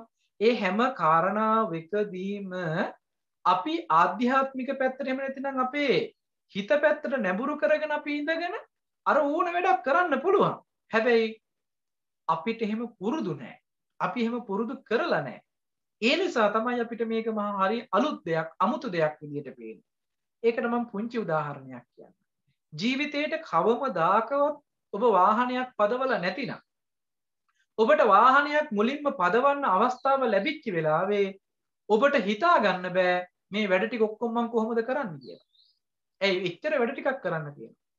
බ්‍රේක් එක බලන්න ඕනේ, ඇක්සලරේටර් එක බලන්න ඕනේ, ක්ලච් එක බලන්න ඕනේ, ගියර් එක මාරු කරන්න ඕනේ, ඊට පස්සේ සයිඩ් මිරර් බලන්න ඕනේ, ඊට පස්සේ ඒ තියෙන හැම කාරණා ටිකක්ම බලන්න ඕනේ. වාහනේ රෝද ටික එහෙට මෙහෙට යන්නේ දෙන්නේ නැතුව පාරේ අරගෙන යන්න ඕනේ කියලා මේ මං සාමාන්‍ය තේරෙන විදිහට මම මේ ටික කිව්වේ. නමුත් මේ කියන විදිහේ වැඩ ගොඩක් කරන්න තියෙනවා. මේ වැඩ ටික හිතලා එකක් ගානේ බැහැරින් කරන්න පටන් ගන්න ගියොත් එහෙම අපිට හිතෙනවා මේක නම් කරන්න පුළුවන් වැඩක් නෙමෙයි, මීට වැඩිය හොඳයි බැහැලා ගෙදර යන එක කියලා හිතෙන්න පුළුවන්. හැබැයි අපි අමාරුවෙන් මේක පුරුදු පුහුණු කරන්න ගියාම දැන් වාහනේ පදවනවා විතරක් නෙමෙයි, ළඟ ෂීට් එකේ වාඩි වෙලා ඉන්න කෙනත් එක්ක කතා කර කර යන්නත් පුළුවන්. සමහරලාට ෆෝන් එකක ආන්සර් කරන්නත් පුළුවන්. කවුරු කෙනෙක් අහන ප්‍රශ්නයකට උත්තර දෙන්නත් පුළුවන්. එහෙම නැතිනම් ඉදිරියෙන් එන වාහන වලට ප්‍රතිචාර දක්වන්නත් පුළුවන්. මේ වගේ තව අතිරේක වැඩ ගොඩකුත් එකතු කරගෙන මේක ඇතුලේ කරනවා. එහෙම කරන්න පුළුවන්කම ආවේ ඒකේ ප්‍රවීණයෙක් එහෙම නැතිනම් ඒකේ පුරුදු පුහුණු කරපු කෙනෙක් ඉඳලා. අච්චර වැඩ ගොඩක් කරන්න පුරුදු පුහුණු කරලා තියෙන්නේ මේ හිතමයි. ඒක සුදුසුයි කියන එක නෙමෙයි මම මේ කියන්නේ. ඒ දියුණු කරපු හිතක් කියන එකෙන් ධර්මයේ පැත්තෙන් දියුණු කළා නෙමෙයි. නමුත් ලෝකයේ පැත්තෙන් ඉච්චරකට දියුණු කරලා තියෙනවා මේ හිත. එහෙමනම් අපිට ආධ්‍යාත්මික පැත්තට නැඹුරු කරලා මේ හිත දියුණු කළොත් මේ හිතේ තියෙන ආධ්‍යාත්මික පැත්තේ තියෙන දියුණුව අපි අඳුනගෙන තියා හීන මාත්‍රයකින්වත් අපි අත්විඳින්න බැරි මට්ටමේ දෙයක් තමයි මේ ආධ්‍යාත්මික පැත්තේ හිත දියුණු කරන්නේ. ඒ නිසා සතිය කියලා කියන්නේ ආධ්‍යාත්මික පැත්තේ හිත දියුණු කරන්නට තියෙන වැඩ පිළිවෙලේ ඇතුළට දාන පළවෙනිම අවස්ථාව. ඉතින් මම ඔබට මේ අහන හැම දිනාටම මතක් කරනවා මේක පිළිබඳව සද්ධාාවක් ඇති කරගෙන මේක දිගට ක්‍රියාත්මක කරන්න, භාවිතා කරන්න. මොකද මෙහෙම කියන්නේ මේකේ ප්‍රතිඵල මහ විශාල ප්‍රතිඵලයක් ලැබෙන නිසා. මම හිතනවා පොතපත කියවන්න කිසිම ගැටලුවක් නැහැ, ප්‍රායෝගිකව අපි කරන්නේ ඒකයි. මොකද අපි පොතපත කියවනවා නම් හොඳට සති නිමිත්ත ඉඳගෙන පොත කියවන්න පුළුවන්. ඒක කිසි බාධාවක් නැහැ. නීවරණයන් වලට බොහෝ දුරට ඉඩ අඩු කරලා පොතපත කියවන්න පුළුවන්. විතරක වැඩි වෙයි. පොතපත කියවනකොට ටිකක් යම් විතරකයක් ඒවි. හැබැයි මේ විතරකයන් එන්නේ අපි වේගෙන් පොත කියවන්න ගියාම. එතකොට තමයි අපිට ඒකේ අර්ථයක් ගන්න බැරි වෙන්නේ. හොඳට ඒ කියන වචන ටිකත් එක්ක හොඳට අර්ථයන් හිතමින් ඒ ගැන බලමින් හොඳට පොත කියවන්න පුළුවන්. හොඳට කියන කරුණු ටික හොඳට වටහා ගන්න පුළුවන්කම තියෙන. හොඳට සිහිය පවත්වා ගත්තාම හිතේ බහැර කෙලෙස් පැත්තට නැඹුරු වෙච්ච, නීවරණ පැත්තට නැඹුරු වෙච්ච ඒ හිතේ කතා කරන ගතිය සම්පූර්ණයෙන් සංසිඳනවා. ධර්ම දේශනාවක් ශ්‍රවණය කරනකොට වෙන්න පුළුවන්, පොතක් පතක් කියවනකොට වෙන්න පුළුවන්, එදිනෙදා යම් ඕනෑම වැඩ කටයුත්තක් කරනකොට වෙන්න පුළුවන්. ඒ පිළිබඳව දැනුම් සහිත බවකින් හොඳට සිහියෙන් හිටියොත් ඒ කරන වැඩ ටික හොඳට නුවණින් කරන්න පුළුවන්. හොඳට සිහියෙන් කරන්න පුළුවන්කම තියෙනවා. ඒකට පුරුදු වෙන්නට ඕන. පුරුදු පුහුණු කිරීමේ අඩුපාඩුව තමයි මම මෙතනදී දකින්නේ. ඉතින් මම හිතනවා ප්‍රශ්නයට ප්‍රමාණවත් පිළිතුරක් ලැබෙන්න ඇති කියලා. අවසරයි ස්වාමීන් වහන්සේ. මේ මහත්තයා තව අහලා තිබුණා මම හිතන්නේ අන්තිමට මේ සතර සතිපට්ඨානේ එක අංගයක්, ඒ කියන්නේ කායගත සතිය වැඩුවම ඇතිද නැත්නම් ඒ හතරම වඩන්න ඕනේද? එහෙම ප්‍රශ්නේ ඒ කොටසකුත් තිබුණා. ඒක මම පිළිතුර දුන්නා මහත්තයාට. මම කිව්වේ ආනාපාන සති සූත්‍රයේ පෙන්නනවා යම් කෙනෙක් කායानुපස්සනාවෙන් වෙන්න පුළුවන්, වේදනානුපස්සනාවෙන් වෙන්න පුළුවන්, චිත්තානුපස්සනාවෙන් වෙන්න පුළුවන්, ධම්මානුපස්සනාවෙන් වෙන්න පුළුවන්. මේ අනුපස්සනා හතරෙන් ඕනම එකක් වැඩුවාම අවසාන ඉලක්කය කරලා තියෙන්නේ සති සම්පොඥංගය කියලා මම උත්තරේ දුන්නේ එතෙන්ට. ඒ නිසා මේ හතරෙන් ඕනම එකක් වඩන්න පුළුවන්. ඒ කියන්නේ කෙනාගේ මට්ටමේ අපි හිතමුකෝ අපිට ප්‍රකට වෙලා තියෙන්නේ බහැර රූපේ පැත්තට නැඹුරු වෙලා නම් ප්‍රකට වෙලා තියෙන්නේ. ඒ පැත්තට නම් හිත හැදගෙන යන්නේ ගැට ගැහෙන්නේ එතන නම් අපිට කායානුපස්සනාව වැඩිම සුදුසුයි. අපිට වේදනාව ප්‍රකට වෙලා තියෙනවා නම් අපි වේදනානුපස්සනාව වඩන්න. අපිට හිත පැත්ත ප්‍රකට වෙලා තියෙනවා නම් හිතේ උපදින සිත් පිළිබඳව එතකොට චිත්තානුපස්සනාව සුදුසුයි. ඒ කෙනාට දාම් කරුණු තේරෙනවා නම් මේ මෙතන වැඩ කරන්නේ මේ නීවරණ ටික, මෙතන මේ ස්කන්ධ ටිකක් නේද, මෙතන මේ ආයතන ටිකක් නේද, මෙතන මේ බොජ්ජංග ටික නේද කියලා මේ විදිහට චතුරාර්ය සත්‍ය මේ විදිහයි නේද කියලා යම් කෙනෙකුට නීවරණ ටික වෙන්න පුළුවන්, ස්කන්ධ ටික වෙන්න පුළුවන්, ආයතන ටික වෙන්න පුළුවන්, බොජ්ජංග ටික වෙන්න පුළුවන්. එහෙම නැතිනම් චතුරාර්ය සත්‍ය වශයෙන් බලන්න පුළුවන්කම තියෙනවා නම් ඒක නා ඒ අනුව දහම් විග්‍රහයක් කරමින් බලනවා නම් ඒක නා ධම්මානුපස්සනාව බලන්න. හැබැයි මේ හැම කාරණාවකින්ම කරලා තියෙන්නේ අවසානයේදී සිහියට උපකාර කරපු එකයි. ඒ උපකාරයේ කොච්චර දුරට උපකාර කළාද කියනවා නම් අවසානයේ සති සම්බොජ්ජංගේ දක්වා වර්ධනය කරන එකයි කරන්න පුළුවන්කම තියෙනවා. සතිපට්ඨානේ අවසානයේ ගෙන යොමු කරන්නේ බොජ්ජංග වලට. බොජ්ජංග වලට යොමු කරාට පස්සේ ආය සතිපට්ඨානේ වඩන්න ඕනේ නැහැ කියන එක නෙමෙයි කියන්නේ. සතිපට්ඨානේ වඩන්න දැන් බොජ්ජංගේ වැඩෙනවා. බොජ්ජංග ටික වැඩෙන්න ආර්ය අෂ්ටාංගික මාර්ගයට යොමු වෙනවා. සතිපට්ඨානේ වඩන්න බොජ්ජංග ටික වැඩෙනවා. බොජ්ජංග ටික වැඩෙන්න ආර්ය අෂ්ටාංගික මාර්ගයට යොමු වෙනවා. දැන් සතිපට්ඨානේ වඩනකොට බොජ්ජංග හරහා ආර්ය අෂ්ටාංගික මාර්ගය වැඩෙනවා. සතිපට්ඨානේ වඩන්න බොජ්ජංග ටික හරහා ආර්ය අෂ්ටාංගික මාර්ගයේ වැඩිලා ආර්ය අෂ්ටාංගික මාර්ගයෙන් නිවන් දකින්නවා කියන සිද්ධියක් තමයි වෙන්නේ. තේරුණා ස්වාමීන් වහන්සේ. හොඳටම පැහැදිලි. අර උපට්ඨාන වෙනවා කියන එක තමයි ඒක අපි ගන්න ඕන වටිනම තැන මට හිතෙන්නේ. ඒකට උපකාරක ධර්මයක් ඒකයි සතිපට්ඨානය කියලා කියන එකට මාර්ගයේ හැටියට පෙන්නනවා. හැබැයි මාර්ගයේ පූර්ව භාග ප්‍රතිපදාව හැටියට තමයි මේක පෙන්නන්නේ. ප්‍රතිපදාවකට පූර්වේ කරන්න ඕන කාරණා. එතකොටයි ප්‍රතිපදාව. ඒ කියන්නේ ආර්ය දැන් මාර්ග දෙකක් නැහැනේ මේ ශාසනේ. ඒකායනෝ භික්කවේ මග්ගෝ සත්තානං විසුද්ධිය කියලානේ පෙන්වන්නේ. එතකොට ආර්ය අෂ්ටාංගික මාර්ගයේ එකම මාර්ගයේ හැටියට බුදුරජාණන් වහන්සේ පෙන්වන්නේ දේශනා කරන්නේ.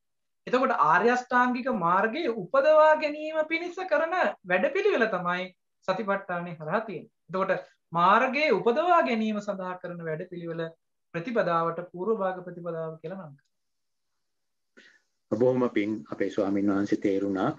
තව ප්‍රශ්න තියෙනවා නම් පින්වත් කල්යාණ මිත්‍රයන්ට දැන් අපේ ස්වාමීන් වහන්සේට යොමු කරන්න පුළුවන්. තෙරුවන් සරණයි.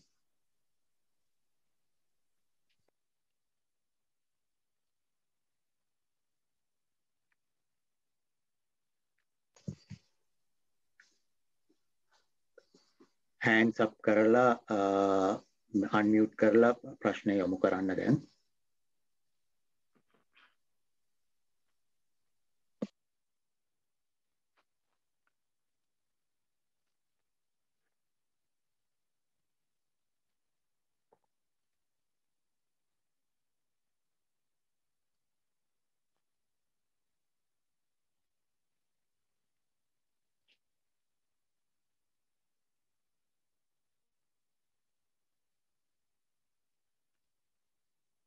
ස්වාමීන් වහන්සේ අවසරයි. අනිත් අය ප්‍රශ්න යොමු කරනකම් මම කෙටි ප්‍රශ්නයක් අහන්නම්. ස්වාමීන් වහන්සේ මේ අර ධම්මායතනය කියන තැන කියනවා නේද ස්වාමීන් වහන්සේ සතර මහා ධාතු පරියාපන්නයි කියලා. කියන්නේ එතනත් උපාදාය තත්වයක් නේද තියෙන්නේ. කියන්නේ දැන් අපි හිතමු එතනදී ධම්මායතන පරියාපන්න රූප කියලා කතා කරනවා මහත්තයා. ධම්මායතන පරියාපන්න රූප කියන එකෙන් ගන්න එපා. කෙලින්ම සතර මහා ධාතුවත් එක්ක සිද්ධියකට. ඔතන ධම්මායතනය කියලා කාරණේ කතා කරන්නෙම අපිට බහැර ආයතනයන් හරහා හම්බ වෙච්ච නිමිති ටික තියෙනවනේ.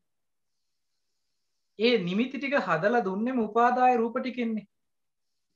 එහෙමයි. සතර උපාදාය රූප කියන්නේ අපි හිතමු කොන්න ඇහැට දැකපු රූපයක් පිළිබඳව නිමිත්තක් ඉතුරු වෙනවා අපිට. දැන් ඒ නිමිත්ත තමයි ආපහු ධම්මායතනෙන් සිහි කරන්නේ. බණ ආයතනෙන් සිහි කරනකොට ධම්මායතනයේ තියෙන නිමිත්ත තමයි සිහි කරලා ගන්න. එතකොට ඒ නිමිත්ත හදන්න සතර මහා ධාතු වැය වෙලානේ. එහෙමයි සර්. ඒ නිසා තමයි ධම්මායතන පරියාපන්න රූපයි කියලා පෙන්නන්නේ. එතකොට ස්වාමීන් වහන්සේ පැහැදිලි ස්වාමීන් වහන්සේ එතකොට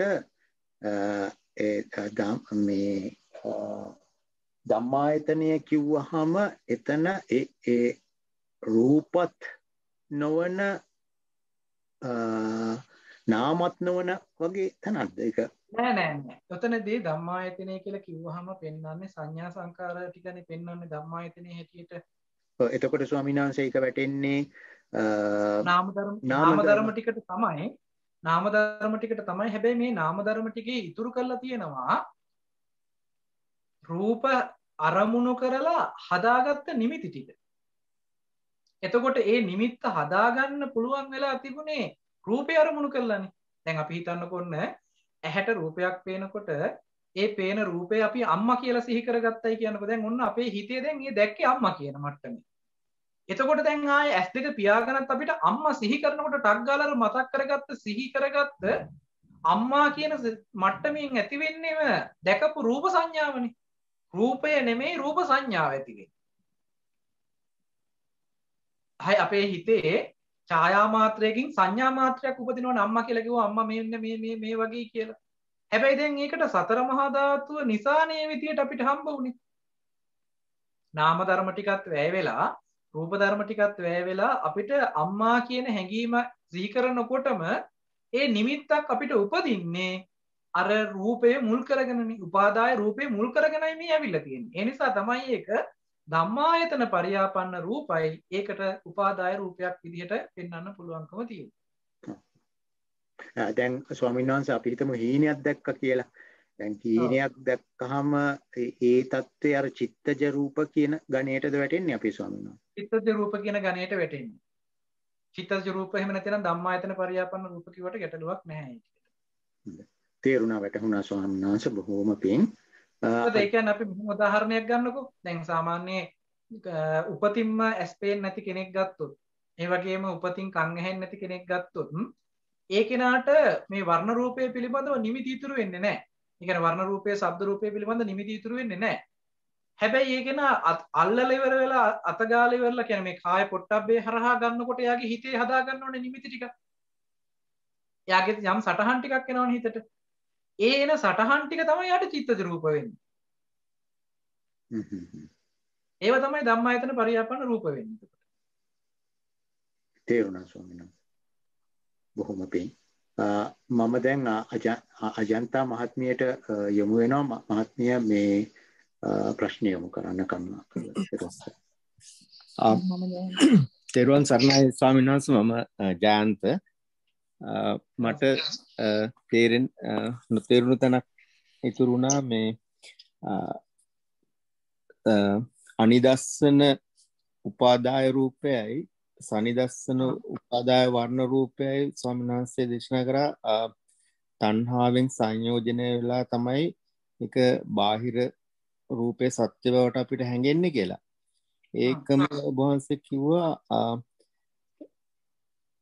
එතකොට ඒක කාමවස්තුවක් විදිහට අපි දකිනවා කියලා. එතකොට ස්පර්ශය ඇති වෙන්නේ විඥාණයෙන්ද එහෙම නැත්නම් තණ්හාව නිසාද එතෙන්දී? එතෙන්දී ස්පර්ශය අපි ඒක ස්පර්ශය කියන එකෙන් තණ්හාව කියලා දකින්න එපා. ස්පර්ශයට පස්සේ තමයි තණ්හාව කියන එක අපිට දකින්න වෙන්නේ. මොකද පස්සපච්චය වේදනා වේදනාපච්චයනේ තණ්හා කියලා පෙන්වන්නේ. මොකද එතනදී අවිද්‍යාව යෙදුනොත් වෙන සිද්ධිය තමයි ඔය පැහැදිලි කරේ. ඒ කියන්නේ දැන් අපි මේක ආපහුවම කියන්නම්. ඇහත් රූපයත් කියන කාරණා දෙක ගැනයි මෙතන කියන්නේ ආධ්‍යාත්මික ආයතනයි බාහිර ආයතනයනේ මේ ආයතන කෘත්‍ය ගැනනේ කතා කරන්න වෙලා තියෙන්නේ මෙතනදී.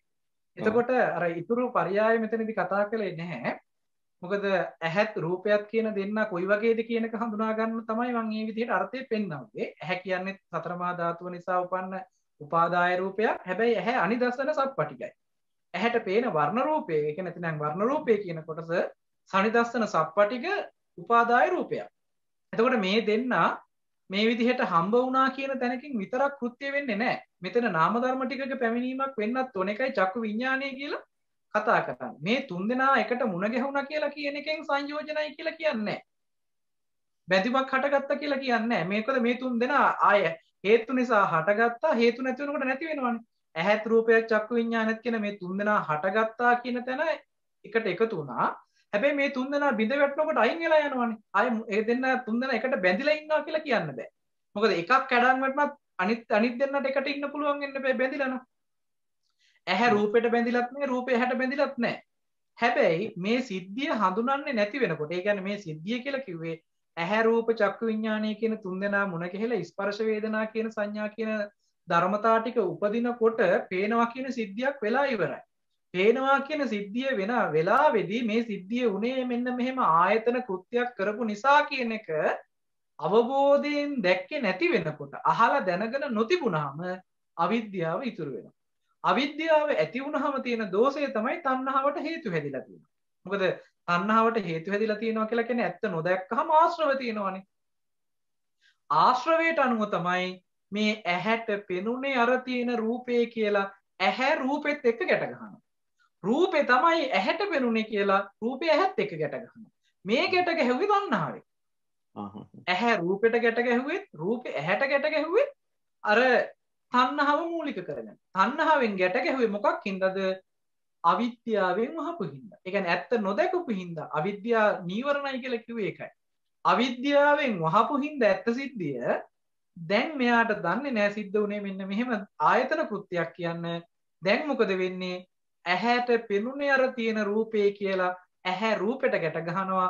ඒ රූපේ තමයි ඇහැට පේන්නේ කියලා රූපේ ඇහැට ගැට ගහනවා. ඇහැ රූපෙටත් රූපේ ඇහැටත් බැඳීමක් ඇති වෙනවා නම් ඒ බැඳීම ඇති උනේ ඇහැ රූපෙට බැඳුනවත් රූපේ ඇහැට බැඳුනවත් නෙමෙයි. ඇහැයි රූපයයි දෙක එකට බැඳලා තියෙන්නේ මැදින් තණ්හාව කියන සිද්ධිය එදිලා කියන එකයි පෙන්වන්නේ. ඒකට තමයි අර උදාහරණ ගත්තේ කළු ගොනයි සුදු ගොනයි කියන මේ දෙන්න කළු ගොනා සුදු ගොනාගේ බැඳිලත් නැහැ. සුදු ගොනා කළු ගොනාගේ බැඳිලත් නැහැ. හැබැයි මේ දෙන්න යා කරලා මැදින් ලණුවකින් ගැට ගහනවා නම් මේ දෙන්න එකට බැඳිලා ඉන්නේ මෙන්න මේ ගැට ගහපු ලණුවෙන් කියලා පෙන්වන්නේ ඒකයි. කළු ගොනයි සුදු ගොනයි දෙන්න එකට හිටියා කියන එකෙන් බැඳිලා නැහැ. හැබැයි මේ දෙන්න මැදින් ලණුවකින් ගැට ගහලා නම් ඒ ගැට ගහපු ගැට ගැහිල්ලෙන් තමයි දෙන්න එකට යා වුනේ. ඒ වගේ ඇහැ රූපෙටත් රූපේ ඇහැටත් කියන තැනකින් ස්පර්ශ වුණාට මේ දෙන්න බැඳිලා නැහැ. ඇහැ රූපෙටවත් රූපේ ඇහැටවත් බැඳිලා නැහැ. ඒ නිසා ඇහත් රූපය චක්කු විඤ්ඤාණත් කියන මේ කාරණාව නිසා පේනවා කියන සිද්ධියක් වෙන්නේ. ඒක රහතන් වහන්සේටත් පේනවා. පෘථග්ජන අපිටත් පේනවා. වෙනසකට තියෙන රහතන් වහන්සේට තණ්හා සංයෝජනේ නැති හින්දා ඇහැ රූපෙට බැඳිලත් නැහැ රූපය ඇහැට බැඳිලත් නැහැ. ඒ නිසා ආයතන නිරෝධයි. ආයතනයන්ගේ නිරෝධය සාක්ෂාත් වෙලා තියෙනවා. නමුත් අපිට අද වෙලා තියෙන්නේ ඇහැ රූපෙට බැඳිලා රූපේ ඇහැට බැඳිලා හින්දා අපිට තණ්හාව තියෙන නිසා ඇහැ රූපෙට බැඳිලා රූපේ ඇහැට බැඳිලා කියන තැනකින් තමයි අපිට හම්බෙලා තියෙන්නේ. ඇහැ රූපෙට බැඳිලා රූපේ ඇහැට බැඳිලා තියෙන තැනක මේ ඇහත් රූපයත් කියන තැනකට නුවණ නැති වෙනකොට අපිට මේ ඇහැට පෙනිච්ච වස්තුවම දෙයක් බවට පත් වෙලා කාම වස්තු විදියට හම්බෙලා තියෙන. මොකද අපේ කාමයේ ආශ්‍රවයේ තියෙන නිසා. කාම ආශ්‍රවයේ තියෙන නිසා අපිට මේ වස්තු සියල්ල කාම වස්තු විදියට පරිහරණය කරනවා. තේරුණා ස්වාමීන් වහන්සේ මට ආයසරයක් ඒක මට තේරුණාද කියලා දැනගන්න. ඒ කියන්නේ මේ රූපයයි ඇස එකතු වෙච්ච ගාමම අපිට ස්පර්ශය වෙලා ඉවරයි නේද ස්වාමීන් වහන්සේ? ඔව් ඇහැ රූප දෙක හම්බ වෙනවා විතරක් නෙමෙයි මහත්තයා දෙන්න නාම ධර්මයාගේ සම්බන්ධයත් ඕන. ඒකයි චක්කු විඤ්ඤාණය කියලා කියන්නේ. මේ තුන් දෙනාම එකට මුණ ගැහිච්චාම තමයි ස්පර්ශය වෙලා ඉවරයි. ඊට පස්සේ තමයි තණ්හාවෙන් බැඳෙන්නේ. එහෙම ස්පර්ශ වුණා කියන තැන මේ ඇහැ රූපෙට රූපය හැට බැඳිලා නැහැ. ඒක විපාක මට්ටමක්. ඒ විපාක මට්ටමේ ප්‍රතිඵලයක් විදිහට තමයි ස්පර්ශ වේදනා සංඥා කියන ධර්මතා ටික උපදින්නේ. මේ ටික ආයතනයක කෙරිච්ච කෘත්‍ය මේකයි කියලා ආයතනයේ අවබෝධයකින් නොදැක්ක නිසා තමයි අවිද්‍යාව යෙදුනේ.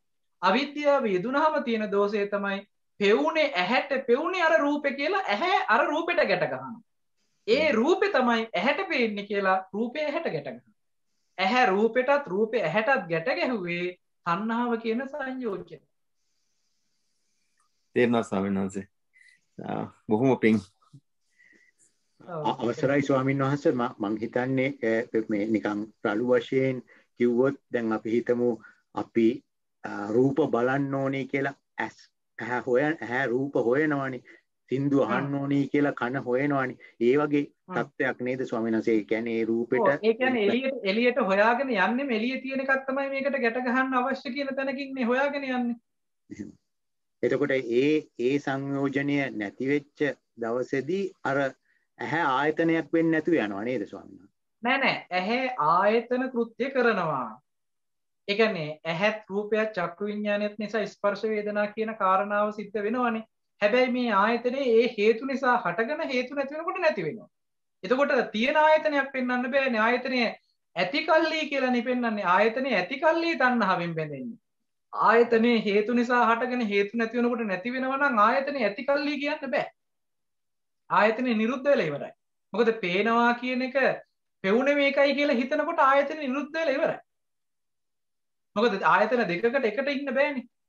චක්කායතනයෙන් දැකපු දේ මන ආයතනයෙන් හිතනවා නම් දැක්කේ මේකයි කියලා මන ආයතන උපදිනකොට චක්කායතනේ නැති වෙලා ඉවරයි. නැති වෙච්ච චක්කායතනේ නැති වුණා කියලා දැක්කා නම් නුවණින් අර හිතපු එක ආය අරක කියලා පෙන්වන්න බෑනේ අපිට. එහෙමයි ස්වාමීන් වහන්සේ. එතකොට අපි පැහැදිලි ස්වාමීන් වහන්සේ. එතකොට සලායතන නිරෝධය නිවනයි කියන්නේ ඒ කියන්නේ ආයතනය දැන් චක්කායතනය ආයතනයක් නොවන අවස්ථාවනේ නිවන කියන්නේ නේ. චක්ක ආයතනයේ ආයතන කෘත්‍යයක් නොවන අවස්ථාව කියන තැනකින් අර්ථය වැරදි විදිහට ගන්න එපා. ඒ කියන්නේ රහතන් වහන්සේලාට රූප පේන්නේ නැහැ, ශබ්ද ඇහෙන්නේ නැහැ, ගඳ සුවඳ දැනෙන්නේ නැහැ, රස දැනෙන්නේ නැහැ, ස්පර්ශ දැනෙන්නේ නැහැ කියන තැනින් ගන්න එපා. එහෙම ගත්තොත් වැරදි. ඒ කියන්නේ පේනව ඇහෙනවා කියන සිද්ධිය තියෙනවනේ විපාක මට්ටමේ. වෙනසකට තියෙන්නේ ආයතන කෘත්‍ය කරලා ඉවර වෙනකොට ඒක හේතු නිසා හටගත්ත දේ හේතු නැති වෙනකොට නැති වෙනවා කියන යථාර්ථ සිද්ධියම දකිනවා. දකින හින්දා ඇති බවට ඉතුරු වෙන්නේ නැහැ. ආයතනය ඇති බවට ඉතුරු වුණොත් තමයි ඒ කෙනාට ආයතනය පිළිබඳව නිමිති ඉතුරු වෙන්නේ. ඇහැ කියලා අපිට අද නිමිත්තක් තියෙනවා නම් ඇහැ කියලා කියන්නේ මෙන්න මේකටයි කියලා අපිට පෙන්වන්න මේ නිමිත්තක් තියෙන්නේ. කන කියලා කියන්නේ මේකට, නහය කියන්නේ මෙතෙන්ට කියලා අද අපිට සංඥා නිමිති ඉතුරු වෙලා තියෙන්නේ. හේතු නිසා හටගෙන හේතු නැති වෙනකොට නැති වෙනවා කියන යථාර්ථය අපිට අවබෝධ නොවන නිසා. මේක කොහොමද පැහැදිලි කරන්න කියන එක පිළිබඳව මට පොඩ්ඩක් නෑ තේරුණා ස්වාමීන් වහන්සේ. එතකොට ඒකින්ද තමයි අපි විපාක වශයෙන් ආයතන ආපහු සකස් නොකරගන්න යන්නේ නේද? සකස් නොකරගන්න. මොකද ආයේ විපාක වශයෙන් සිහි කරලා යන්න ආයතන ඉතුරු වෙන්නේ නැහැ. මොකද තණ්හාව දුරු වෙලානේ. ඇත්ත දැක්ක ගමන් ආයතනයාගේ කෘත්‍ය මේ විදියයි කියලා ඇත්ත පෙන්නපුවාම ආය තණ්හාවට ඉඩක් නැහැ. ඒ නිසා තණ්හාවෙන් මේ ආයතන ගැට ගහන්නේ නැහැ. ආයතන ගැට ගහපු මේ ගැට ගැහිල්ල ලෙහෙන එක තමයි කරලා තියෙන්නේ ඇත්ත පෙන්නලා. ඇත්ත පෙන්නපුවාම ආයතන ගැට ගැහෙන්නේ නැහැ. ආයතන ගැට ගැහිච්ච නැති වුණාම තියෙන වාසිය තමයි ආයතන ඇති බවට ඉතුරු වෙන්නේ. ඒකයි මම අර ටිකක් ගැඹුරු අර්ථයක් තියෙනවා කියලා කිව්වේ. අහුත්තාන සම්භූතං උත්තාන භවිස්සති කියලා පෙන්වන්නේ හේතු නිසා හටගෙන හේතු නැති වෙනකොට නැති වෙන ධර්මතාවයක් මේක කියන එක. ඒක ටිකක් ගැඹුරුයි අර්ථය. නමුත් ඒකත් මේ අර්ථය ඇතුළෙම තියෙයි. වැටහුණා ස්වාමීන් වහන්සේ බොහොම පිං. තව ප්‍රශ්න ගැටලු මොනවා හරි තියෙනවා නම් වැඩසටහන අවසන් කරන්න පෙර කරුණාවෙන් ඉදිරිපත් කරන්න. පණ්ඩුක මහත්තයට ප්‍රශ්නයක් තියෙනවා නම් ඉදිරිපත් කරන්න. ස්වාමීන් වහන්සේ කලින් සඳහන් කරා මේ වාහනයක් පැදවීමේදී සියලු ක්‍රියාකාරකම් නොදැනුවත්ව සිදුවන ආකාරය ගැන. නමුත් කායानुපස්සනාවේ තියෙන සිහිය පවත්වන ආකාරය ගැන මේ පැහැදිලි කිරීමේදී සඳහන් කරන්නේ අත ඉදිරියට ගත්තොත් ඒ බව දැනගෙන කරන්න, අත හැකිලුවොත් ඒ බව දැනගෙන කරන්න, නැත්නම් ඔළුව හැරෙව්වොත් ඒ බව දැනගෙන හිත කරන්න. ඒ සියල්ල දැනගෙන කරන එක මිසක් ඒ ටික නිරන්තරයෙන් වෙන්න ආරින්න එක නෙමෙයි නේද? නෑ මම අර උදාහරණයකට ගත්තේ මහත්තයා වාහන පදවනවා කියන එක මේ සිහියෙන් එළවනවා කියන සිද්ධියකට සම්බන්ධ කරලා ශාසනයේ සිහිය කියන එකට යා කරන්න නෙමෙයි. නමුත් අර අපිට වැඩ ගොඩාක් කරන්න පුළුවන් හැකියාව අපිට ආවේ අපි පුරුදු පුහුණු කරාමනේ. ඒ වගේ මේ හිතේ චෛතසික ධර්ම ගොඩාක් තියෙනවා. ඒ කියන්නේ දැන් යමක් හිතන්න පුළුවන් වෙන්නේ, කල්පනා කරන්න පුළුවන්කම තියෙන්නේ, දැනගන්න පුළුවන්කම තියෙන්නේ. ඒ වගේම සිහිය පවත්වන්න කියන මේ චෛතසික ධර්ම ටිකක් නෙමේවා. සති චෛතසිකය වෙන්න පුළුවන්, ප්‍රඥා චෛතසිකය වෙන්න පුළුවන්, සද්ධා චෛතසිකය වෙන්න පුළුවන්. මේ විදිහට මේ චෛතසික ධර්මයන්ගේ ක්‍රියාකාරකම් ටිකක් තමයි මේ එක හිතක චෛතසික ධර්මයන් ගොඩාක් උපදින්න පුළුවන්. ඒ කියන්නේ සබචිත්ත සාධාරණ වෙන්න පුළුවන්, ප්‍රකිරණක වෙන්න පුළුවන්, සෝබන සහගත වෙන්න පුළුවන්. මේ විදිහට චෛතසික ධර්ම ගණනාවකින් එකතුව තමයි එක හිතක තියෙන ගති ලක්ෂණ ටික. ඒකෙන් එකක් හෝ දෙකක් හෝ කීපයක් ප්‍රකට වෙන්න පුළුවන්. එතකොට ඒ ප්‍රකට වෙච්ච ධර්මතාවයක් ඇතුළේ ඉඳගෙන අපිට වැඩ කටයුතු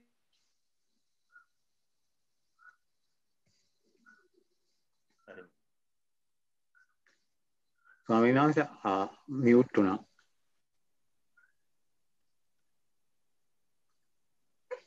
දැන් හරි ස්වාමීන් වහන්සේ. පැහැදිලි නේද? එහෙනව නේද? ඔව් දැන් ඇහෙනවා. අපිට අපි හිතමු උදාහරණයක් විදිහට අපිට දැන් සිහියෙන් ඉන්නවා කියන තැන දැන් මේ එක තැනක වාඩි වෙලා ඉඳගෙන ඒ ඉඳගෙන අපි වැඩ කටයුතු ගණනාවක් කරනවා කියන්නේ. ඒවා කරන්නේ හැබැයි අපි ඉඳගෙන ඉන්න තැන ඉඳන්. ඒ වගේ මේ මනසේ තමයි මේ සියලුම කාරණා ටිකේ අවසානයේ ගොනු වෙන තැන. එන්ට හිත යොමු කරගෙන එතන බලාගෙන එතන ඉඳගෙන අපිට මේ ආයතනයන්ගේ සිද්ධ වෙන සියලුම ගනුදෙනු ටික දකින්න පුළුවන් අවස්ථාවක් වෙනවා. අන්න ඒ අවස්ථාවටපත් කරන එක තමයි සිහිය පිහිටවනවා කියන තැනකින් පෙන්වන්නේ. එහෙම නැතුව නිකන් නිදැල්ලේ ඔහේ කෙරෙන්නම් වාලේ කෙරෙන්න ඉඩ දීලා ඉන්නවා කියන එකවත් බලෙන් කරනවා කියන එකක් නෙමෙයි. අපි දැන් අත ඔසවනවා කියලා හිතාගෙන මේ අත එසවෙන ක්‍රියාවලිය දකින්නේ නැතුව ඒ ක්‍රියාවලිය හිතලා කරන්න හදනවා. දැන් මං අත ඔසවන්න ඕනේ, දැන් ඔන්න නමන්න ඕනේ, දැන් ඔන්න දිගාරින්න ඕනේ කිය මේ පියවරක් ගානේ කරන්නේ අපිට ඒකට පුරුදු පුහුණු වෙලා නැති නිසා අපි අර පුරුදු වෙන්න උපක්‍රමයක් පාවිච්චි කරලා තියෙනවා.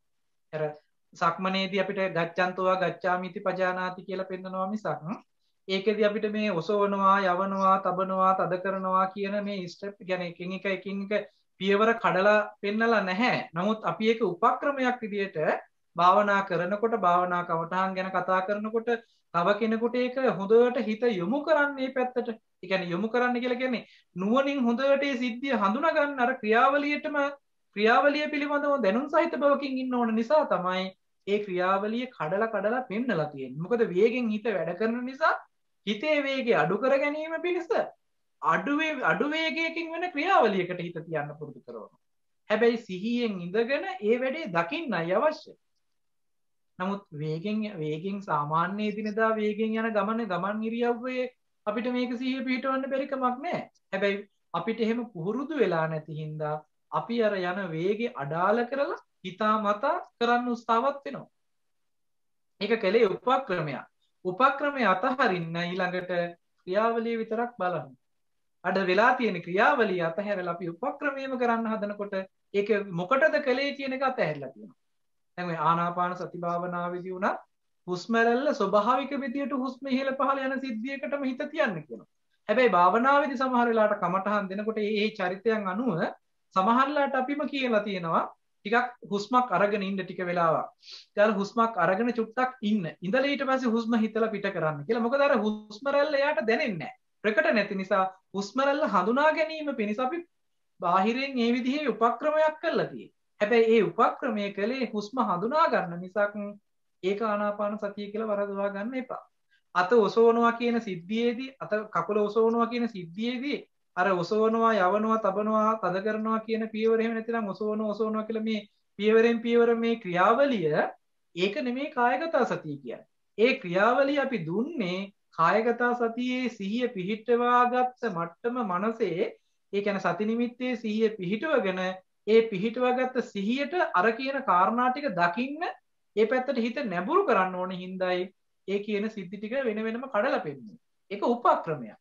ඒ උපක්‍රමයෙන් හුරු වෙන්නේ සිහියෙන් ඉඳගෙන ඒක කරන්නේ කොහොමද කියන එක හුරු වෙන්න දුන්න උපක්‍රමය. එහෙම නැතුව උපක්‍රමයේ තමයි කමටහන කියලා හිතන්න එපා කියන එක මම මේ වෙලාවේදී මතක් කරනවා. ඔබතුමාට තව ඒ පිළිබඳව ගැටලුවක් තියෙද ඒ කාරණේ? එතනදී මේ අදහස් වෙන්නේ දැන් කය සම්බන්ධ ක්‍රියාවලිය ගැන කල්පනා ඉන්නකොට සිහිය පිහිටවන්න ඒ කයේ ක්‍රියාකාරකම් ගැන හිතලා නෙමෙයිද සිහිය පිහිටවන්නේ වෙන දෙයක් නෑ කයේ ක්‍රියාවලියට සිහිය පිහිටවන්න කියලා පෙන්නලා නෑමයි මහත්තයා. නෑ ඒවා උදව් කරන්නේ ගච්ඡන්තෝවා ගච්ඡාමිති පජානාති කියලා පෙන්නනවා මිසක් ගච්ඡන්තෝවා ගච්ඡාමිති සතින් උපට්ඨපෙත්වා කියලා පෙන්නන්නේ නෑනේ. ඒකට ඒ යන සිද්ධියට සිහිය පිහිටවන්න කියලා කිව්වේ නෑ. ඒ යන සිද්ධිය නුවණින් හඳුනන්න කියලා කිව්වේ. සිහියයි නුවණයි දෙකක්. එතකොට සිහිය පවත්වාගෙන සිහියෙන් ඉන්නකොට ওই කායෙන් කරන ක්‍රියාවලිය අපිට දකින්න පුළුවන්. ඒකනේ වෙන්නේ. ඔව් දකින්න. එතකොට ඊට අමතරව වෙන සිහිය විශේෂයෙන් පිහිටවිය තැනක් අවශ්‍ය වෙන්නේ නැහැ. සිහිය පිහිටවීම විශේෂ තැනක් හැටියට පෙන්නලා තමයි මේ සූත්‍රය පටන් ගන්න. පරිමුඛං සතින් උපට්ඨපෙත්වා කියලානේ පෙන්නන්නේ. ඒ කියන්නේ සිහිය ඉදිරියෙන් තියාගෙන නමුත් ඒක තැනක් වශයෙන් සඳහන් කරන්නේ සාරි පරිමුඛං සතින් උපට්ඨපෙත්වා කියන තුන පැහැදිලිවම පෙන්නනවා අභිධර්ම පිටකයේ විභංග ප්‍රකරණයේ ධාන විභංගයේ මට පිටු අංකය අද මතක නෑ ධාන විභංගයේ තියෙනවා පරිමුඛං සතින් උපට්ඨපෙත්වා කියන්නේ කෝකද කියන එක. නාසිකග්ගේවා මුඛ නිමිත්තේවා පරිමුඛං සතින් උපට්ඨපෙත්වා කියන එක පැහැදිලිව එතන පෙන්නනවා. එතන තමයි ප්‍රශ්නේ. ඒතකොට ඒක ආනාපාන සතියෙන් බැහැර වෙලා අපි තමු සක්මන් භාවනාවේදී සක්මන් කරන ගමන් එතන සිහිය පිටවාගෙන තිබීදුද?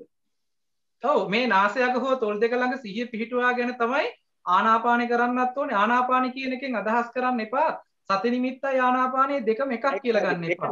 ආනාපාන සති භාවනාවෙන් අනික්කේවට ගියාම සක්මන් භාවනාව ඉරියව් භාවනාව අනිත් සියලුම කමටහන් ටිකට මේ කායගත සතිය විතරක් නෙමෙයි කායानुපස්සනාවට අයිති ටික විතරක් නෙමෙයි චිත්තානුපස්සනා වේදනානුපස්සනා චිත්තානුපස්සනා ධම්මානුපස්සනා කියන මේ සියලුම අනුපස්සනා ටිකේදී සිහිය පිහිටුවා ගන්න පෙන්නන එකම තැන මේ නාසිකග හෝ තොල් දෙක ළඟ කියන තැන. එතෙන්ට අර ටික උපකාරක ධර්මයෝ වෙනවා මිසක් ඒ වගේ සිහිය පිහිටවන්න කියලා පෙන්නලා නැහැ. ඉතින් වෙන්නේ මොකද්ද? මට ඇහුන්නේ නැහැ මහත්තයා. අපි දැන් භාවනාවට S2 වහගෙන ඉඳගෙන ඉන්නකොට දැන් නහයට සිහිය තියන්න අපිට රූපයක් පේන්න එපා. මැවිලා. නැත්තම් කය විතරක් ගැන සිහිය තිබ්බොත් කයට හැඩයක් නැහැ.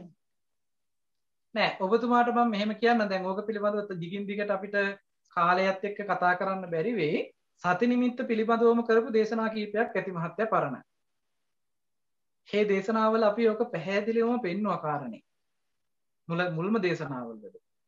හොඳයි දේශනා ටිකක් නැවත හිමීට මේ දේශනා ටික පොඩ්ඩක් අහන්න කියලා ඔබතුමාට මම කාරණික මතක්. හොඳයි ස්වාමීන් වහන්සේ. මොකද ඒ කියන්නේ දැන් සති නිමිත්ත උපදවා ගන්න කොහොමද කියන එක බව අපි ප්‍රායෝගිකව ඔබ කියන්නේ මේ දේශනාවලදී මතක් කළා. එහෙම නැතිනම් සති නිමිත්ත පිළිබඳව වෙනම කරපු දේශනා ටිකක් තියෙනවා. මම හිතන්නේ ප්‍රසන්ත මහත්තයා දේශනා ටික දන්නවා. මේ ඒකේදී අපි දීර්ඝව සති නිමිත්ත පිළිබඳව කතා කරලා තියෙයි. එතකොට මාංකඩවල සුදස්සන ස්වාමීන් වහන්සේ සති නිමිත්ත පිළිබඳව කතා කරලා තියෙනවා. පොත්මලේ කුමාරකස්සප ස්වාමීන් වහන්සේ සති නිමිත්ත පිළිබඳව දීර්ඝව දේශනා කරලා තියෙනවා. ඒ දේශනා ටිකක් ඔබ සාවධානව චුට්ටක් විමසිලිමත්ව අහන්න. ඒකෙන් කියන්නේ මොකක්ද කියන කාරණේ. මොකද මේ සිහිය පිහිටවා ගන්නවා කියන කාරණේට පිහිටා සිටින් එක තැනක් පෙන්වනවා. මොකද හෙලවෙන තැනක් නෙමෙයි. තැන සිහිය පිහිටවන්න කියලා නෙමෙයි පෙන්වන්නේ. එක තැනක පිහිටවා ගන්නයි. මොකද අර චක්කපාණ සූත්‍රයේදී පෙන්වනවා මේ සත්තු 6 දෙනා අරගෙන බඳින්න කියලා කියන්නේ ශක්තිමත් ටැඹක. ටැඹ කියලා කියන්නේ මේ සත්තු 6 දෙනාට ඇදගෙන යන්න බැරි වෙන විදිහට බැඳින තැන. එක තැනකයි බඳින්න ඕන. සත්තු 6 දෙනා 6 පොලේ බඳින්න කිව්වේ නැහැ. 6 දෙනාම අරගෙන එක තැනක බඳින්න කියලා කිව්වේ. එතකොට සත්තු 6 දෙනාම එක තැනක බඳින්න නම් එක තැනක තමයි සිහිය පිහිටවන්න කියන්නේ. ඒකෙදි සිහිය පිහිටවීම මනවින් සිහිය පිහිටවන්න කියන තැන තමයි නාසිකග්ගේවා මුඛ නිමිත්තේවා කියලා පෙළදහමේ සඳහන් වෙන්නේ. හොඳයි සර්. හුස්මරැල්ලත් එක්ක සම්බන්ධ සිද්ධියක් නෙමෙයි මේ සති නිමිත්ත කියන්නේ. මොකද ආනාපානෙට මේක පෙන්නුවට මේ සති නිමිත්ත කියන්නේ ආනාපානෙට විතරක් අයිති එකක් නෙමෙයි. මොකද සූත්‍ර ගණනාවක් තියෙනවා සති නිමිත්ත ගැන පෙන්නලා නීවරණ ධර්මයන් දුරු වීම පිණිස කමඨහනක් සමත කමඨහනක් වඩන්න කියලා පෙන්නපු සූත්‍ර ගණනාවක් තියෙනවා පෙළේ. ඒ එකම තැනකවත් ආනාපානේ කතා කරලා නැහැ එතනදී. එතනදී කතා කරන ඕනෑම සමත කමඨහනක් කියන තැනක.